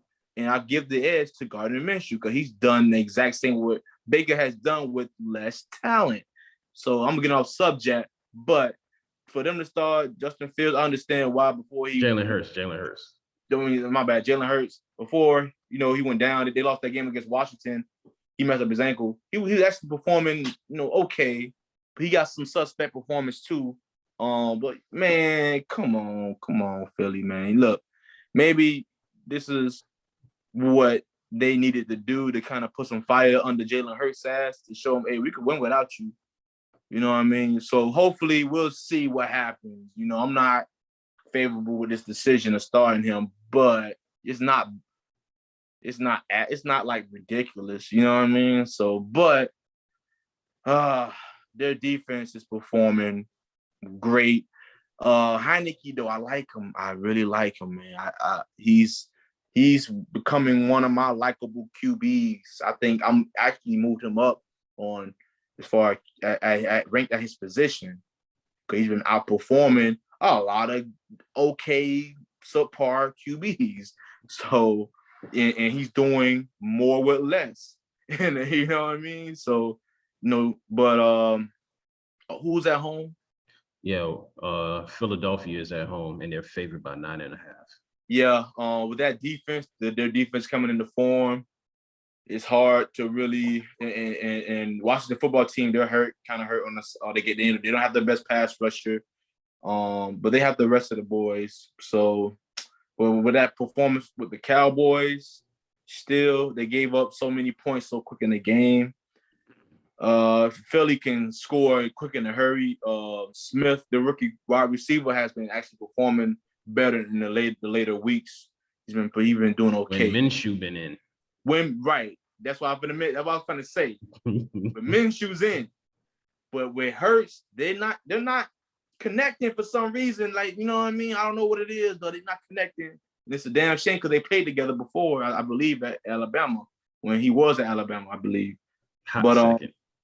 He was a hot second. Yeah, you're right. It was a hot second. You know what I mean? But Tua was running that show anyway at that time. So, but man, they fucked me up with this one. I ain't gonna lie. I still like the Eagles. Hopefully they put Minshew in at halftime. That's what I was gonna say. That's what I was gonna say, Joe. You just took the argument out. The same thing. We all thinking the same thing. Put Minshew in at halftime. If Hurts playing like ass, please do yourself a favor and do not put his ass back in until hopefully if Minshew if he doesn't go down with injury and like with COVID or anything like that. But yeah, like for me, they should not put him out there so fast too with that fucking injury. Let the boy heal completely 100%. You know what I mean? That's they're not taking care of him. If y'all taking a risk on this guy being y'all future quarterback, if y'all so say so, now let go Wentz.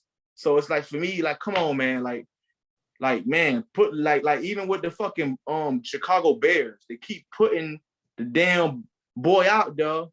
Goddamn, what the boy name is? Justin Fields. Yeah, Justin Fields. Keep putting Fields out there. He came off an injury. Man, put that old dusty ass Andy Dalton ass out there. Let him finish the season. Because you have no chances of fucking winning. Okay, you want to get a man some experience? Okay, I can understand that to a certain degree. Because your offensive line ain't shit. They ain't shit. Both of them got hurt behind that offensive line. Both of them. You know what I'm saying? So yeah, man. I mean, yeah, but man, I was thrown off by that Gardner Minshew shit. But yeah, man, Gardner Minshew, shout out to him definitely. I got Philly though winning this game. I give money line. Money line because they took him out. Yeah, they changed my whole argument about the make. Hey, so Washington is 31st against the pass, which usually hurts the defense, but that's only if you're going against a QB that can throw. Right, you taking away your best fucking chances of winning. What are they doing? They started Jalen Hurts and he can't throw, so that's not going to be a factor against Washington. Washington is 9th against the run, so they know how to stop the run. Philly going to depend on the run. It's not going to work. It's going to be a very bad first half. Then I'm hoping they put in Gardner Minshew in the second half, and the Eagles just so happen to pull it out, which I think is going to happen. I'm going to apologize for Eagles fan. I feel y'all pain right now on this one. Just like last year, when they started 2 ass over Fitzpatrick, I feel you. I fucking feel your pain, though. I feel your pain. I can understand. I can relate. That's some bullshit. But Tua is the actual quarterback. Jalen Hurts is not.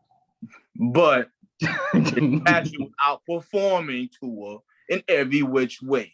He was connecting with everybody on the offense, throwing the ball wise. He was connecting with everybody. So I understand why offensive coordinator last year left. He's like, fuck this shit. These niggas ain't trying to win. But yeah, man. I understand your pain, Philadelphia fans. I understand your pain. Hanging there. That's all I'm gonna say. Hanging there. Hopefully he fucks up again and they put Minshew back. Yeah, though. I feel like, Philly's gonna somehow, some way win this game. It's just not going to be about 9.5. I feel like that's too steep, and Washington has been playing too good of football to get beat out by damn near 10 points. Honestly, I feel that way. So I don't know how Philly gonna do it, but they'll win. But they ain't gonna win by a landslide. They're gonna win a narrow victory, which can be a landslide if they started Gardner Minshew because he's a way more effective passer. He's an actual quarterback, and that he will get the best out of his receivers and tight ends in the passing game. So if you start Jalen Hurts, your game plan is to run the ball down Washington's throat. But play action, read option play. But play action only work when you got a quarterback that can throw. Yeah, you're right. That's what I'm trying to say. Like, Washington sucks against a pass, but it won't matter because they starting Jalen Hurts, which sucks at passing and throwing the ball. So it cancels itself out. Yeah, you're right. It cancels itself out. That's why I feel like, they done beat their damn self. Yeah, they beat themselves. If they do lose this game, they did it to themselves. They beat themselves badly. They They beat themselves badly. So, man, the next game we're going to talk about right now is we have the Tennessee Titans traveling to play the Pittsburgh Steelers, my bad. And it's actually an even game. Who? It's even. It's even. Who playing? The Titans versus the Steelers, and the game is even. It's Yeah. broke even. It's not, no one has any points favored or against. You know It's why? a straight up game. Go ahead, Jeff. Pittsburgh they have their starting running back, but they have a better run game right now going in this game, right? You can control the clock. You can run the clock out however you want to do it. And Pittsburgh passing attack has been coming together quite well, I should say, right now. But their weakness is that their defense still got some issues they need to straighten out, especially in that damn backfield. Oh, my God. The way the Vikings threw that shit up last week was, oh, my Lord. Oh, my God. Hold on, Jeff. Let's go back to the Eagles game real quick because we got Nick coming into the chat. All right. What's up, Nick? Hold on, getting into the audio right now. Yo. Yeah. What's good, man? We just got finished talking about your sorry ass Eagles, man. How y'all think y'all gonna do this week against Washington, man? The disrespect. We're gonna do excellent. We put a kick Washington ass. Hey, man, you know they took out Gardner Minshew for fucking Hurts. That's fine, bro. What you see? You worry about the wrong thing, my brother. See that? What is the wrong thing? Washington is 31st against the pass, and y'all starting a quarterback that can't throw the ball. Listen, you crazy as hell. That's first of all. We just gonna put that out there like that. We know you crazy. So second of all, we got our guy, bro. Our guy is one of a kind, bro. He gonna make stuff happen, bro. So okay, we just keep on saying that they 31st against the pass. We got to pass the quarterback in Jalen Hurts. No, y'all don't. He's a running back playing quarterback. Everybody knows that. Is Gardner Minshew a better passer? Of course, I would never doubt that. But what I'm trying to tell you is, what do you do at quarterback, Nick? You throw the ball. Jalen Hurts can't throw. Let me ask you a question. You say he can't throw, right? He threw for more yards and more touchdowns than Tua. So what that mean? If Jalen Hurts can't throw, what that mean about Tua? Two mystery games though, and Tua catching up. You seen the numbers lately? Did you see the numbers lately? It doesn't matter, bro. Did you see the numbers lately? It doesn't matter. Did you see the numbers lately? All I'm telling you, bro. Did Jalen Hurts ever complete 80% of his passes ever? Tua did it in 2 back-to-back games. What are you talking about? Listen, bro. Tua is a quarterback. Jalen Hurts is not. Hey, how Nick, many times I got to tell you that? With Randy on this one, dog. I ain't gonna lie. Tua has been performing a lot better. I'm critical of that motherfucker. Jeff saw the light. I ain't see shit. I'm just saying he's been playing better. He's been playing better these last 6 weeks. So, coming off the bye week, he has to continue that. Hey, let me ask you a question. He's been playing better with better weapons, better receivers that can fucking catch the ball. What you mean? You got a Heisman Trophy winning receiver. What are you talking about? We gave him to y'all, really. Listen. No, y'all didn't, bro. Stop that. Yeah, we did. We passed on him and went for Jalen. I mean, Waddle. We gave him to y'all. Jeff. You forgot how y'all got at 6? Exactly. Don't matter, man. It don't matter. So we gave Waddle to y'all. So you rather have Waddle than Devontae Smith? I never said that. All I'm just saying is Devontae Smith is the only receiver we got. No. Like all of what about Dallas Goedert? You tight end. Them two the only receivers we got. What about Jalen Reagor? I'm tired of that motherfucker. Okay. I told people before, I would have took Justin Jefferson in a fucking heartbeat. That man legit single-handedly lost us the game against the fucking Giants, bro. We should have been in the damn wild card thing where the Redskins at. That nigga dropped 2 game-winning passes, bro, right in his hands, bro. It's probably who's throwing the ball. This fire ain't on point. Perfect. All I'm saying is, bro, Tua has a better ideal situation for his receivers. Jalen Hurts don't. That's all I said, bro. I never said, or whatever, yada, hoop the hoop, or whatever the case may be. That's all I said. Tua is in a better receiving. He has better weapons around him. That's all I'm gonna say. Okay, but Do you agree or disagree? I agree. No, I agree. Y'all got a better running back though. Okay. Y'all got a better running back. We do. Y'all got a better running back. Yeah, we do. We got a better tight end too. But Fuck, you know what? Hell no. Gesicki way better than damn Dallas No, Goddard. he's not, bro. No, Bro, yes, he is. Come on. No, he's not, bro. Come on. Listen. Dallas Goddard has more touchdowns, more receiving yards than Gesicki. Y'all better Google that shit. Because you know why? You smoke crack, don't you, Nick? Taking over. Here we go. What? You smoke crack, don't you, Nick? No, I don't. Hey, I'm lying. Don't smoke no crack, man. Okay, that's some wild shit you just said. Come on, man. Gesicki is a beast. Bro. Listen. He's okay. Hey, nigga ain't no beast if he don't get stacks, bro. That's all I'm gonna say. Well, you know who a beast? George Kittle is a fucking beast. That's a beast. All right, I give you that one. Yeah, that's a beast. Yeah. That's what you call a beast. So nigga, monster, man. Exactly. But so y'all I still like y'all to win the game though, but I like Jalen to get pulled by halftime. Wow, halftime. Yeah, no, we all like y'all to win. We both like y'all to win, bro. I'm praying that y'all see that y'all offense, y'all passing attack ain't the same without Minshew. Like, I want you to understand that. Y'all can actually throw the ball with Minshew because he's our actual quarterback, unlike Jalen Hurts. Look at the numbers, Nick, from last week. And then when Jalen Hurts was last in, bro, y'all lost the game because y'all couldn't fucking throw the ball. 4 interceptions, dog. We played the Jets, Joe. Played the Jets. Jalen Hurts threw 4 interceptions against the Giants, though. Fucking Taysom Hill got off against the Jets. Did you not see that shit? Everybody go. We all. We ain't talking. We're talking about so Hurts. Exactly. No, but you just said Minshew did good. He played the fucking Jets. Okay. That's still. But it's the way that he did good. He actually threw the ball.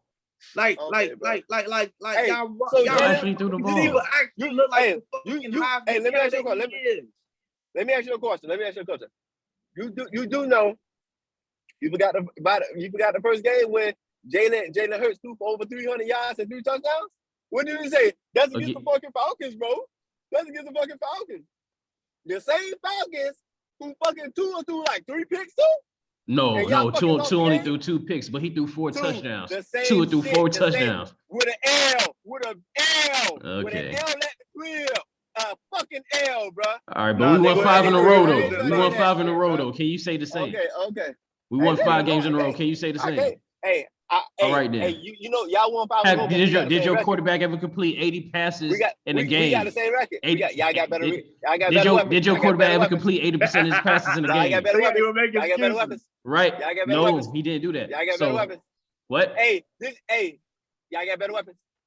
We only really throw like 2 or 3 people. What are you talking about? Y'all got better weapons, bro. That's all I'm gonna say. So now you admitting that we a better team than y'all. No, I never said that, but y'all have better weapons. Y'all have better weapons on offense. Right. Y'all have better weapons on offense. Our defense better than y'all too. You fucking crazy. All right. What? Nigga, you crazy? Stay off the crack.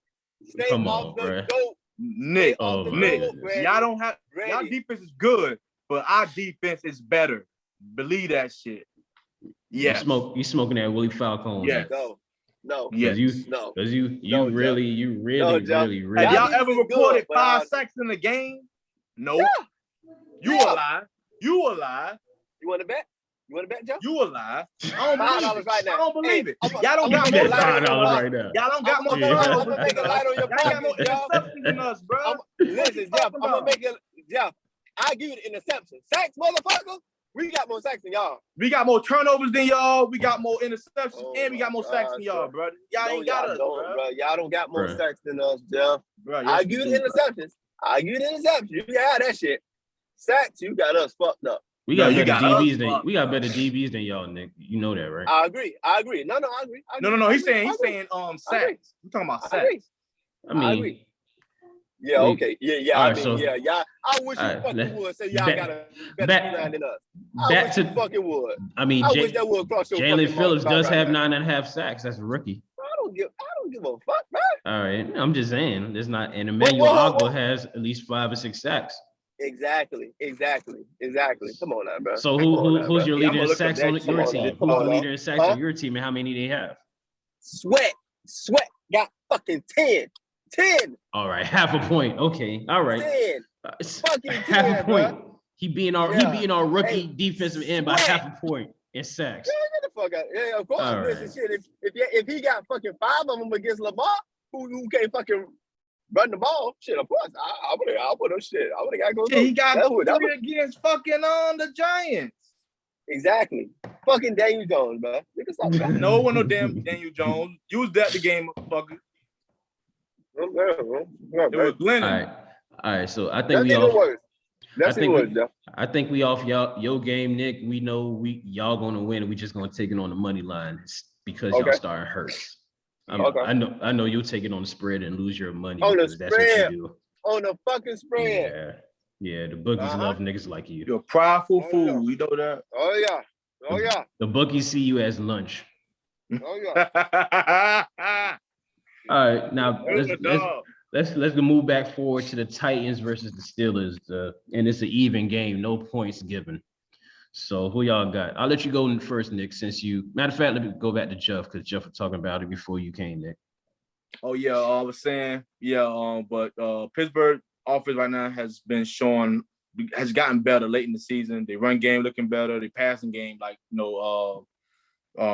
Big Ben has been throwing the ball a lot better, not turning the ball over. Last week he threw 3 touchdown passes, 1 interception. So by that standard, that's an actual improvement from in the beginning start of the season. Defense though, man, they got a hole in that fucking them damn DBs again. They some scrubs back there. I ain't gonna lie. They some fucking scrubs in that backfield. Front 7, not so good without while that ain't playing. They are done. They done too because Dalvin Cook had over 200 yards rushing on their ass last game. So but normally they seen better games. Like they had better run defensive games than that. You know what I mean? We went against an elite running back. Thank God for them. Lucky for them, Derrick Henry ain't playing in this game. What a blessing. The Titans still have been able to run the ball though. You're right. That's the thing. But still, like Derrick Henry is that. He put that fear in defense, especially in the NFL. He put that fear, motherfucker. Motherfucker like, shit, we gotta tackle this big motherfucker. Man, it's a different mindset, dog. But yeah, they have been able to run the ball. The Titans, Ryan Tannehill, he's had some, inconsistency performance. Like he played good one week, next week he's playing horrible, throwing fucking 4 picks, all this other shit. But they got AJ Brown back though, and their defense have been playing. Still, and they still a top 10 defense. The Titans defense. It's gonna be a close game. Who's at home? Steelers at home, and it's an even game, so it's a straight up pick. Even game. You ain't got no points. Straight up pick. I'm gonna take the Titans. Taking the Titans straight up? No. I'm gonna take the Steelers at home. They're at home. I'm not sure about Tennessee on the road. It's just hard to ignore Derrick Henry ain't there. Yeah, they're still been able to run the ball, but we'll see what happens this week. We'll see. I'll take Pittsburgh just for hope that Big Ben finish off with a good run this season. All right, go ahead, Nick. Oh, Jeff, you kind of scared me there, brother. Steelers by a fucking landslide, bro. First of all, bit like you just like what Jeff just said. I like Big Ben been playing better. I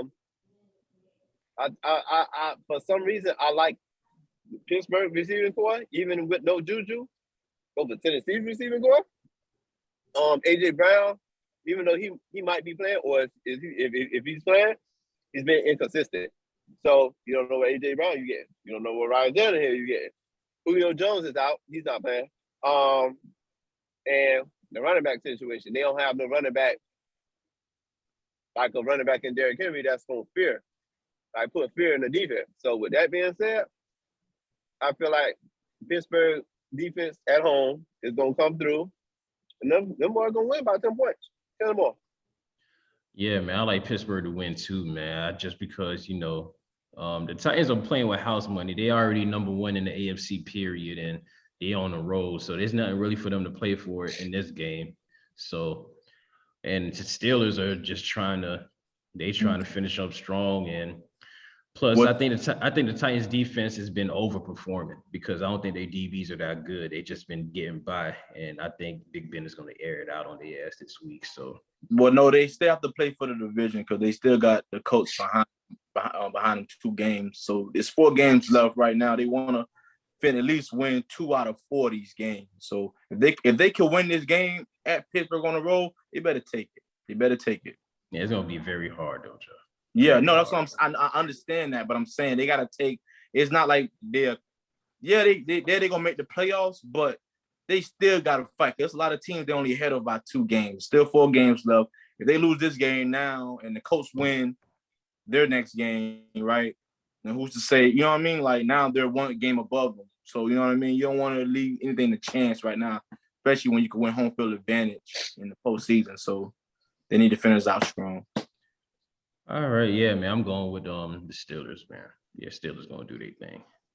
All right, so the next game we're gonna talk about on the schedule is the official toilet bowl of the week, which is the Houston Texans traveling to play the Jacksonville Jaguars that do not have Urban Meyer anymore because Urban Meyer want to kick people and he want to throw hands with staff and players, and now he got fired.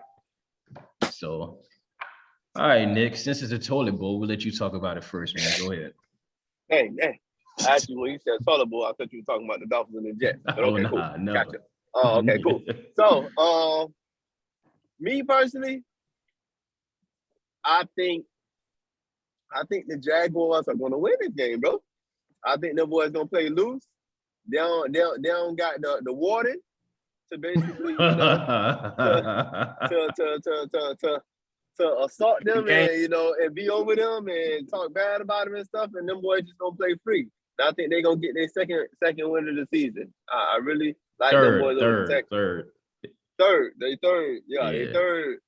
The winner, I forgot they fucking beat them niggas, but that shit crazy. I was mad as hell. But they third win of the season. Beat the fucking Bills. That was some bullshit. Okay, cool. Yeah, they gonna get that. They beat the Dolphins. Yeah. Why you got to fucking Jeff? It's fact. Jeff, why? He ain't say that though. Don't give him the clip and shoot the pistol, Jeff. I'm a realist. All right. He wasn't gonna talk about it, Jeff. It slipped his mind. But thank you for giving him the ammunition. He was gonna say that shit. It is not okay. But I know I just gonna leave that alone. Turn me down.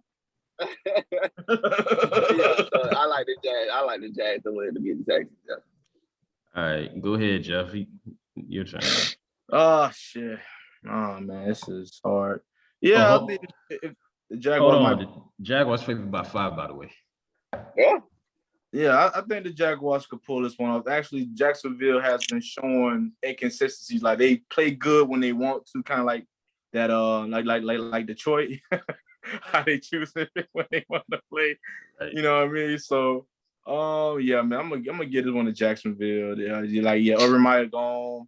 No, that's gonna be a big distraction for the next, so far going on all the way until they hire a new head coach.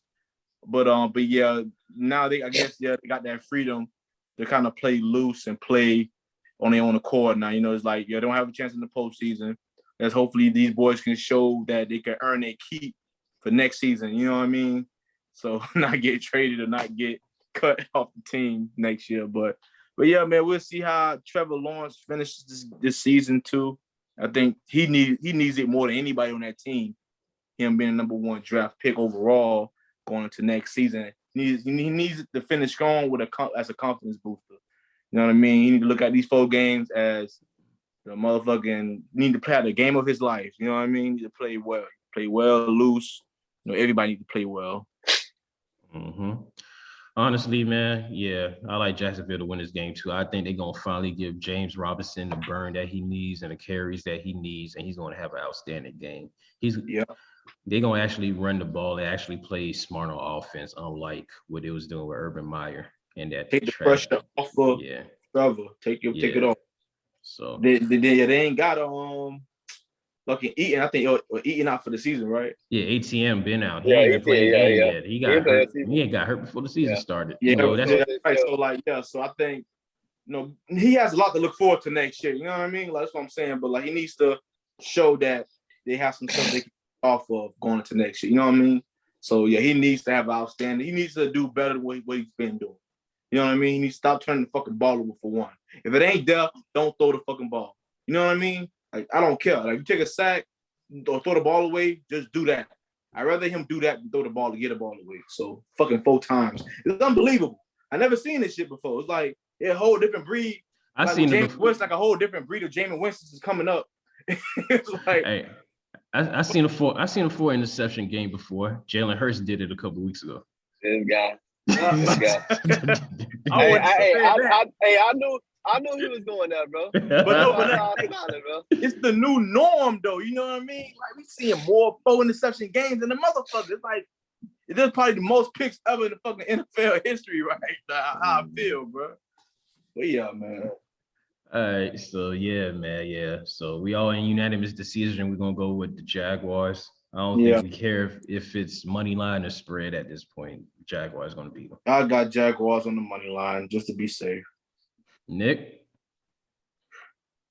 I like Jaguars with the spread. Fuck it. Yeah, I go with the Jags on the spread too. They've been embarrassed by Urban, so you know they got to come back harder. Yeah, them boys for to come out and show out. That the Texans ain't trying to win shit. Them niggas trying to get that pick. They just started Davis Mills. You know, go ahead, Jags. Bye. Give me the 5. Yeah. All right, man. The next game we're gonna talk about is Cincinnati Bengals traveling to play the Denver Broncos, and the Broncos are favored by 2.5. Go ahead, Jeff. The Broncos favorite? Yeah, Broncos favored by 2.5. Yeah, they on the road. Bengals. Cincinnati, man, they fucked up last week and didn't get the W. Try to come back late in the game. Man, I had a lot of strong hopes about Cincinnati, man, especially because of the performance with the chemistry with Chase and Joe Burrow, man. Like, I actually thought they was going to, win that game last week. Like, it's like, man, they went again on like a 2-3 game winning streak, and then they lose big. You know what I mean? It's like they start off slow, and then they try to play catch up and end up losing.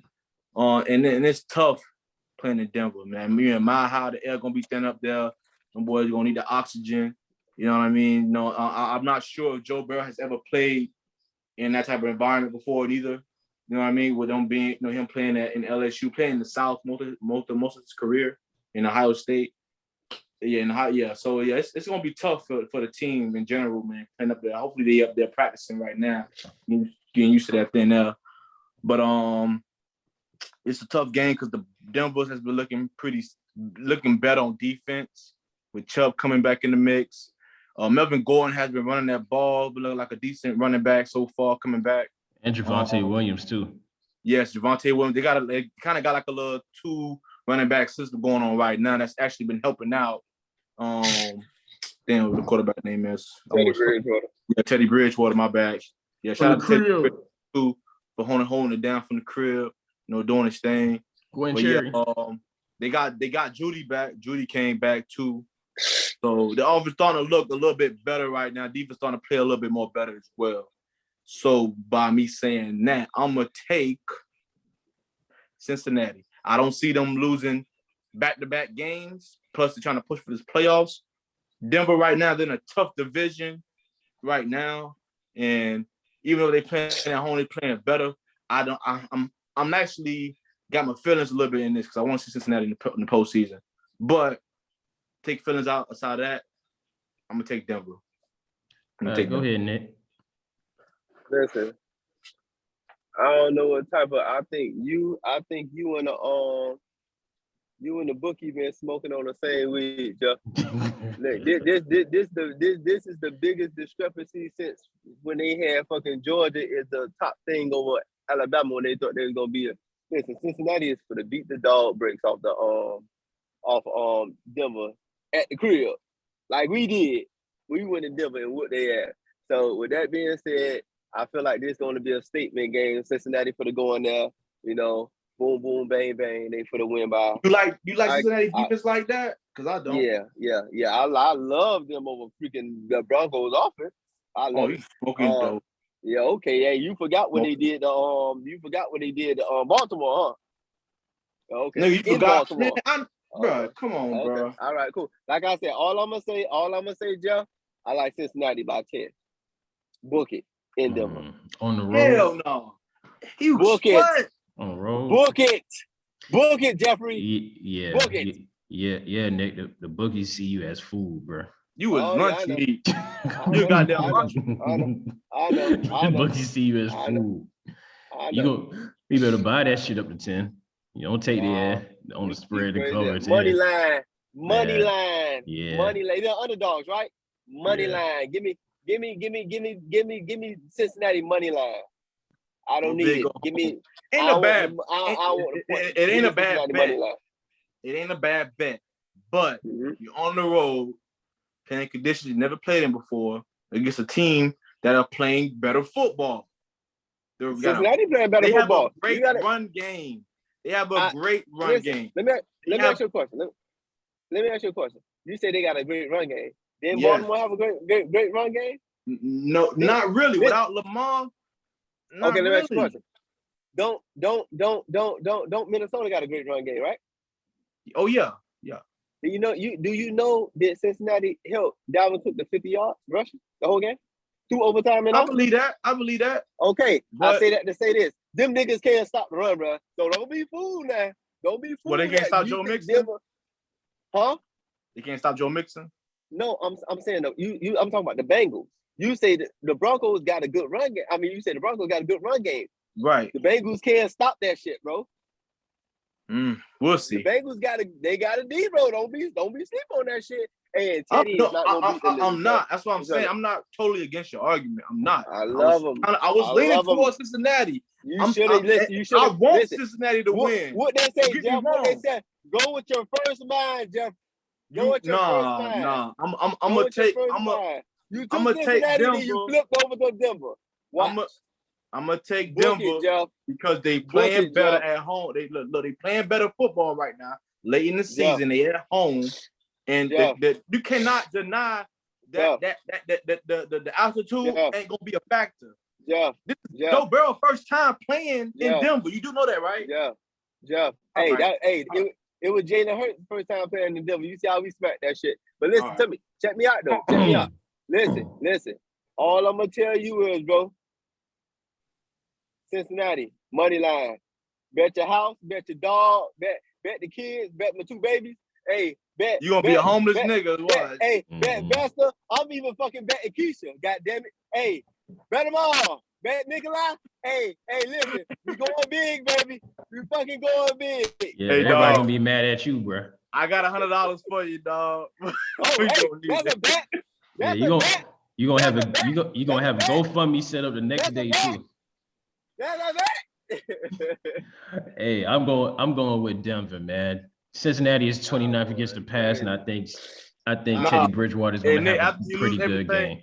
I got 100 for you, dog. All right. You got 100 for me? Okay, I appreciate you, the man, bro. Because you're going to be a broke ass, homeless ass nigga. Right. Taking that damn bet, boy. Right. Okay, cool. Hey, so remember, I'm the lone wolf, baby. So Cincinnati just lost at home to a tough Chargers defense. So I don't think they're going to beat it. Cincinnati didn't lose to the Chargers, bro. What are you talking about? They did lose to the Chargers, didn't they? They lost last week. No, they lost to the 49ers. Yeah, they lost to the Niners. So what about the week before? Probably was. The week before. Yes. Well, I thought you were talking about last week. That's what I said. Well, they lost back-to-back weeks at home. So how you think they're going to do at the room? How you think they're going to do on the road? Good teams, bro. They lost to 2 good and Denver's teams. Not a good team? Fuck no. Okay. I like their defense. I like their running game. I like Teddy Bridgewater to manage some shit. But if it comes to him just going out there to win a game, hell no. I mean, but I just like their defense better. I like Denver's defense better. And plus, Teddy Bridgewater's going to do some damage. Cincinnati is 29th against the pass. Let's not forget that. Listen, I ain't worried about I'm just saying. So yeah, I'm going with Denver on the spread. I like them to cover that 2.5. All right, the next game we're gonna talk. What you said? The disrespect. But what? All right, the next game we're gonna talk about is the resurgent Atlanta Falcons playing. Oh boy. They traveling to play the San Francisco 49ers, and the Niners are favored by 9.5. Oh yeah. Give me the fucking Niners. Which one of y'all want to go at this first? Give me the Niners with the 9.5. Give it to me, please. Book the Niners with the 9.5. Give me the 49ers with the 9.5. Really? 49ers whooping ass right now. Listen, the Niners. They defense playing good.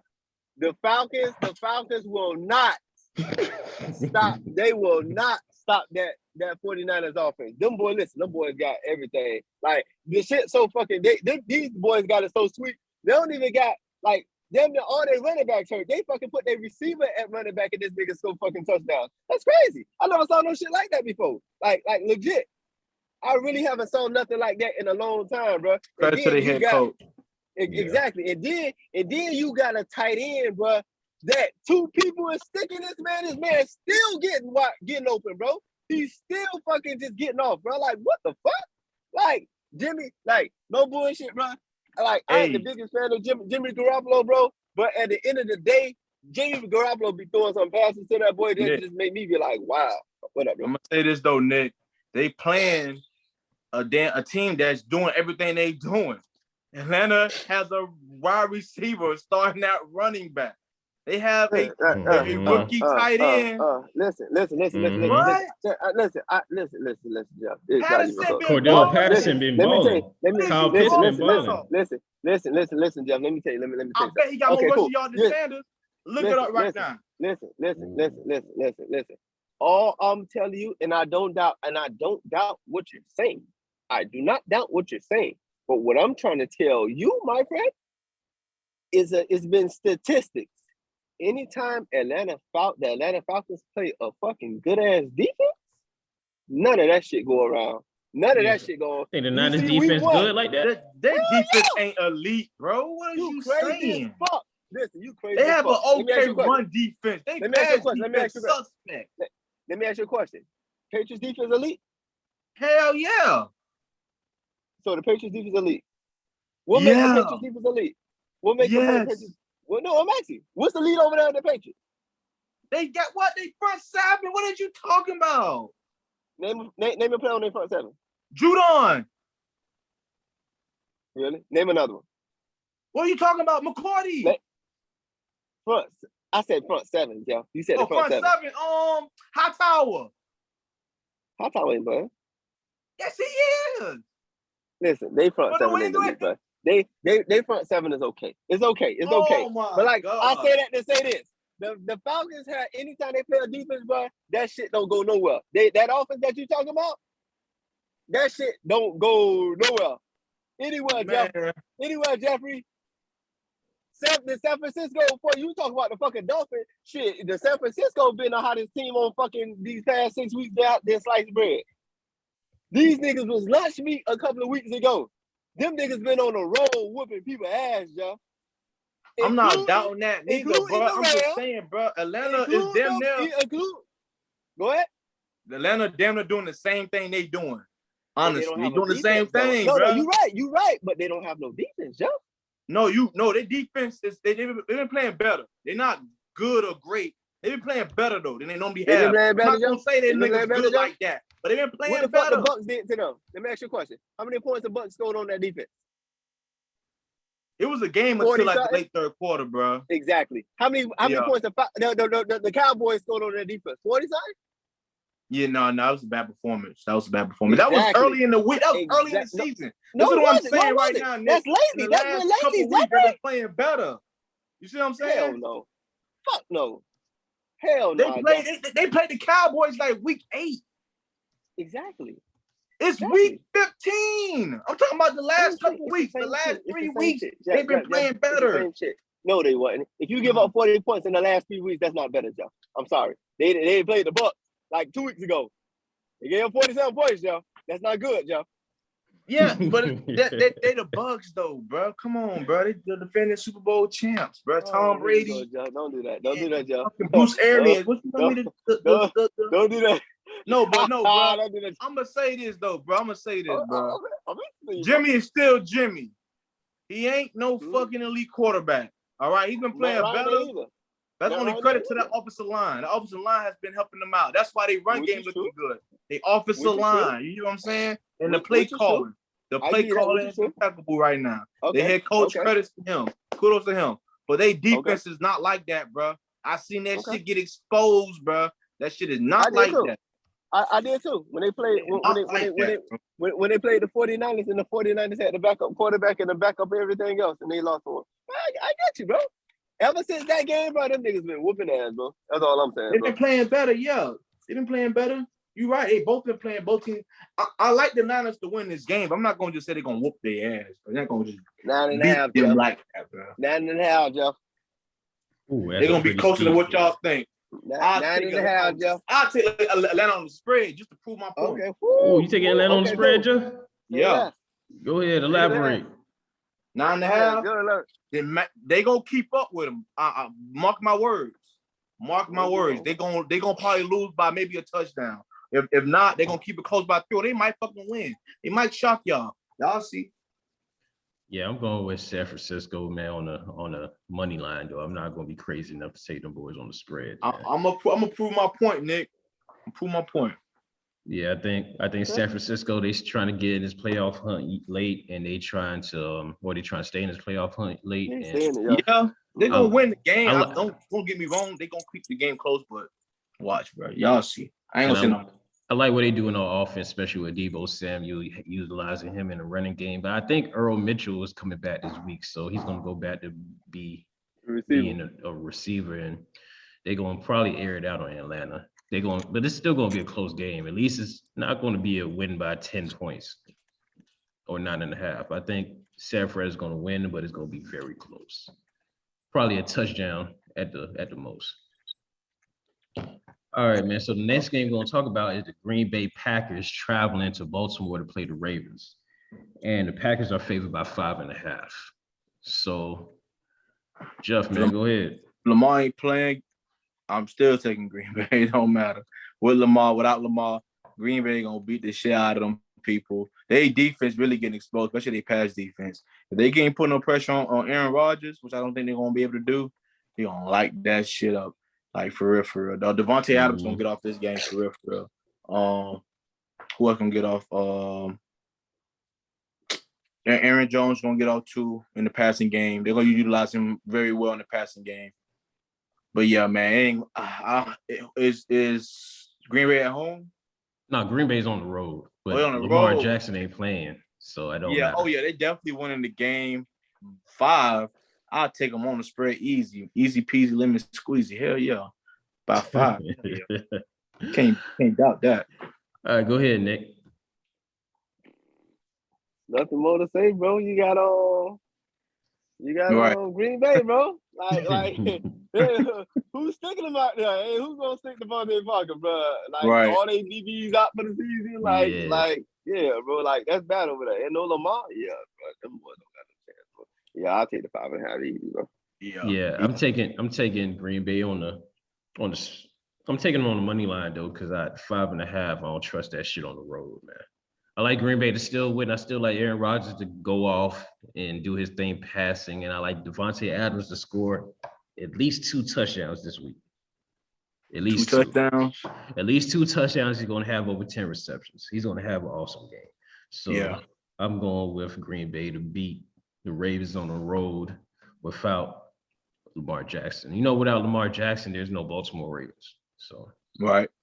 So, all right, so now we got the Sunday night game in which we have the New Orleans Saints traveling to play the Tampa Bay Buccaneers, and the Bucs are favored by 11 points.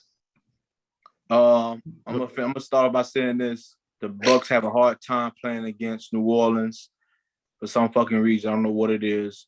When the game Jameis Winston got hurt, when they played the Bucs at home, right, and they still won the game. They still beat the Bucs. You know what I mean? So. I think, Like New Orleans head coach knows how to play the Bucs.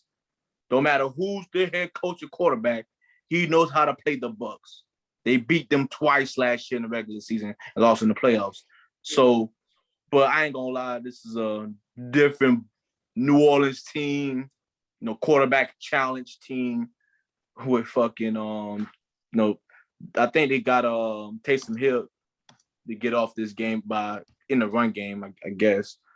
Because the Bucs defense do collapse late in the game. Just like they gave up, went to overtime fucking Buffalo. Thank God they got the fucking win. You know what I mean? Because they was winning 24-3 at halftime. So New Orleans got Alvin Kamara back. Defense is still a factor. They still got an okay defense. So it's interesting to see how this matchup plays with Taysom Hill versus the Bucs defense and see how, the Bucs are at home. So, but still, man, it's gonna be tough. It's gonna be, I think, man, it's still a tough matchup. I really can't say. I like the Bucs on the money line, definitely not the fucking spread. If anything, I'll take New Orleans on the spread if I could, but I ain't crazy. So I'm gonna take the Bucs on the money line. All right. What about you, Nick? Give me them Bucs on the money line, man. I'm tired of these boys keep on playing games thinking like that the Saints just gonna keep on running that shit. I feel like the Bucs really got to make a statement. It's like you can't lose this game, bro. Like it's like you done lost to the Saints the past 3 times by like the margin. Like they basically like it's like upset basically. Like so it's like you're the better team. Now you got to show that you're the better team before you the last 4 games they only won 1. Exactly. So come on now, bro. Like you can't. There's no way in hell you can lose to this Saints team, bro. You got this. To me, I feel like this gonna be a statement game by the Bucs. Like the Bucs got to win, and I like them. I like them with the spread. Fuck money line. Give me the spread. All right, check this out. The Bucs are 24th against the pass, but the Saints don't have a quarterback that could throw. They're not starting a quarterback that could throw. The same situation the Eagles put themselves in. So the Saints are starting to Taysom Hill. He's not the greatest passer. He's a runner at best. And actually, the Bucs are awesome against the run. So with that being said, I like the Bucs to win this week on the spread. I'm taking the Bucs on the 11. Damn. I'm taking the Bucs on the 11. And also, let's not forget, the Bucs are 20. What you said? They 20 what? They're 24th against the pass. They're 24th against the pass.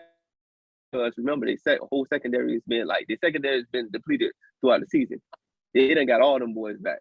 They done got Bunton Murphy back. They done got Jamal Dean back. They done got Carlton Davis back. Carlton and they got Davis Richard Sherman at safety.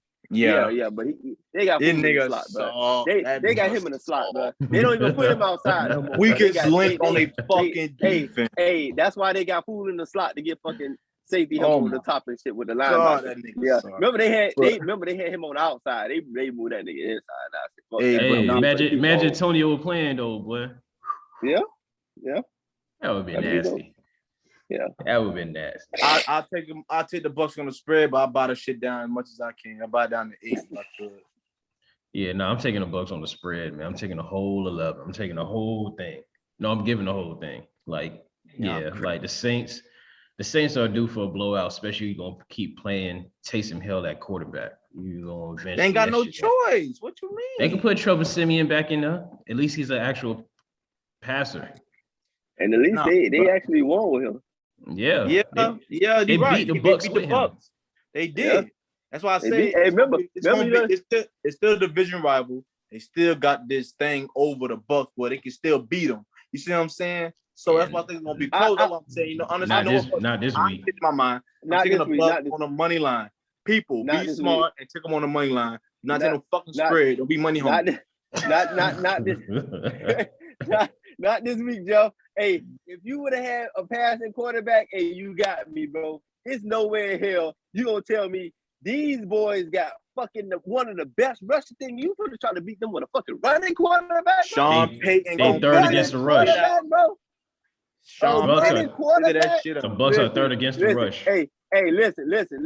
They tried that shit against the Cowboys. You see how that shit happened? I'm just saying, the Bucs only 4 out of 4 meetings, they only beat them one time. Hey, So hey, we'll see. Any given Sunday, Jeff. Any given Sunday. You right, and guess what? Any given Sunday in the regular season, they own them people. They own the Bucks. But I'm gonna take the Bucks to win on the money line. Not on that spread. Line. Don't be money hungry. You losing a lot of money, Jeff, doing that. You might as well not even listen. If you gonna do that, you might as well take the Saints for the points. Then if you gonna take the Bucks on the money line, the Bucks gonna win because they got Fournette. Fournette is the that so nigga. That's what I'm saying. But you say you don't like the game to be a blowout, so you might as well take the Saints on the money line. Nah, I feel like they got an experienced quarterback. Take them on the spread if they want to by running the ball. But Kamara, man, look. All right, we'll see. I'm just saying, bro. I'm just going off your logic. Take them with the spread. Take the Saints. No, I'm gonna keep the money line with the Bucks. Fuck that. Ain't a bad idea, Jeff. I don't blame him. Yeah. Ain't a bad idea. All right, man. So the Monday night game, we have the Minnesota Vikings traveling to play the Chicago Bears. The Vikings are favored by 5.5. But really, gentlemen, how much are the Vikings going to win by? I'm gonna keep it real. They probably put up like 40 points on their ass. I ain't gonna lie, but I will say this: the Bears have been playing a lot better. Like they've been playing a lot better. Justin Fields been playing pretty good. He's actually he's getting in. He's coming to his own now. He's number 2 out of his draft class right now. He's number 2. Mm-hmm. Get that in perspective. He's right behind Mac Jones as far as passing TDs for yards and overall QBR. He's playing a lot better than a lot of his peers. And he put Andy Dalton back in, or? Huh? And they start Andy Dalton again, right? Or they put him Fields back? Nah, Fields is starting. He's been starting for the foreseeable end of the season. That helped their chances. He put up 30 points against Green Bay last week. You know what I'm saying? Like, even though he's showing me more better hope for the Bears down the road. He's actually pretty good, man. So he reminds me of Justin Hurts. For Jalen Hurts, but is a better passer almost. I ain't gonna lie, he's a better passer right now. Right now he is. He good with his feet. He ain't got no fucking protection. Got no fucking protection. So and he having they got an okay running game with Montgomery, but that should only get you but so far with the offensive line and shit. And you gotta keep throwing the ball, running for your life. But yeah, the Vikings have a good defense. They have an even better offense and run game. And fucking Jefferson is a fucking stud. That motherfucker there raw as fuck, man. I don't see nobody on their defense stopping that. If they get Thielen back, they in trouble. They in fucking trouble. Hopefully, if they do, it's a wrap. Definitely a wrap. But I like the Vikings by 10, by double digits. All right, go ahead, Nick. Hey, give me the Vikings with the point spread, man. Hey, like Jeff said, hey boy, ain't nothing on that defense that's gonna stop Jefferson, bro. Not nobody, not no corner, not no safety. Like, they better double team that man. Fuck it. They got to. And it's just like when you double team, it's like you take a body out of the box. Now you got to worry about Dalvin Cook running the ball now. So it's they're gonna make him play true. With that offense, you gotta play true. Yeah. Defense. And it's just you double team nobody. You can't do none of that shit. Exactly. And it's just like you don't double team them. That's this meant for to get off. And it's just like Kirk Cousins. He's been having a low key good season. Like his best season, matter of fact, with Minnesota. Exactly. Yeah. He have legit under like 8 interceptions, bro. And Kirk Cousins been throwing double-digit interceptions damn near every season. So it's like his touchdown to interception ratio is like in the top 3 in the NFL right now. So it's just like, I like the Vikings. Yeah. Give me the Vikings by. Yeah, I'm taking the Vikings on the spread too. Minnesota's trying to get into the playoffs.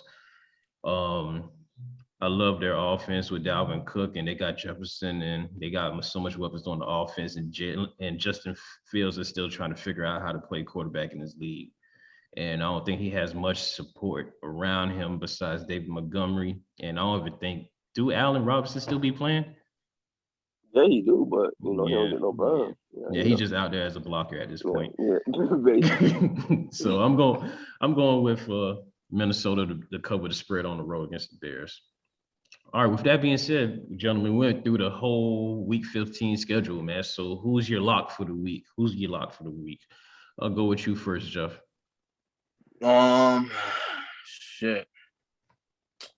Trying to run back all the games in my head. Give me Green Bay over Baltimore without Lamar Jackson. Okay. Lock up the week. All right. Nick? Give me them Cincinnati Bengals, baby. Y'all thought I was gonna run away from it. No. Smoking crack. Give me Yeah, them nigga. Cincinnati Bengals, baby. Denver gonna beat y'all ass. Denver gonna beat them people ass. Hey, y'all heard it here first. Yeah, and they'll hear it here last too, because nobody else gonna listen to that if shit. y'all want to win some extra money, they are underdogs and they gonna win you money line. Take Atlanta on the spread. Don't be a fool.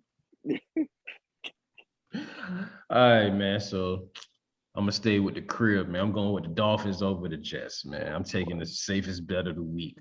Lock it in. Fucking safe bet. Safest bet of the week. Dolphins versus the Jets at home. Got your best wide receiver out. What you talking about? Don't matter. We have two. Anyway, we gonna be balling, man. We're gonna do our thing, man. We're gonna do our thing, man. I'm telling you, man. We in the playoff race. We're gonna try to win out and hopefully we get into one of these playoff spots. This is where we're gonna start it at. And I feel like we're gonna do what we need to do, and we're gonna get that W, and we're gonna keep it rocking to the next week.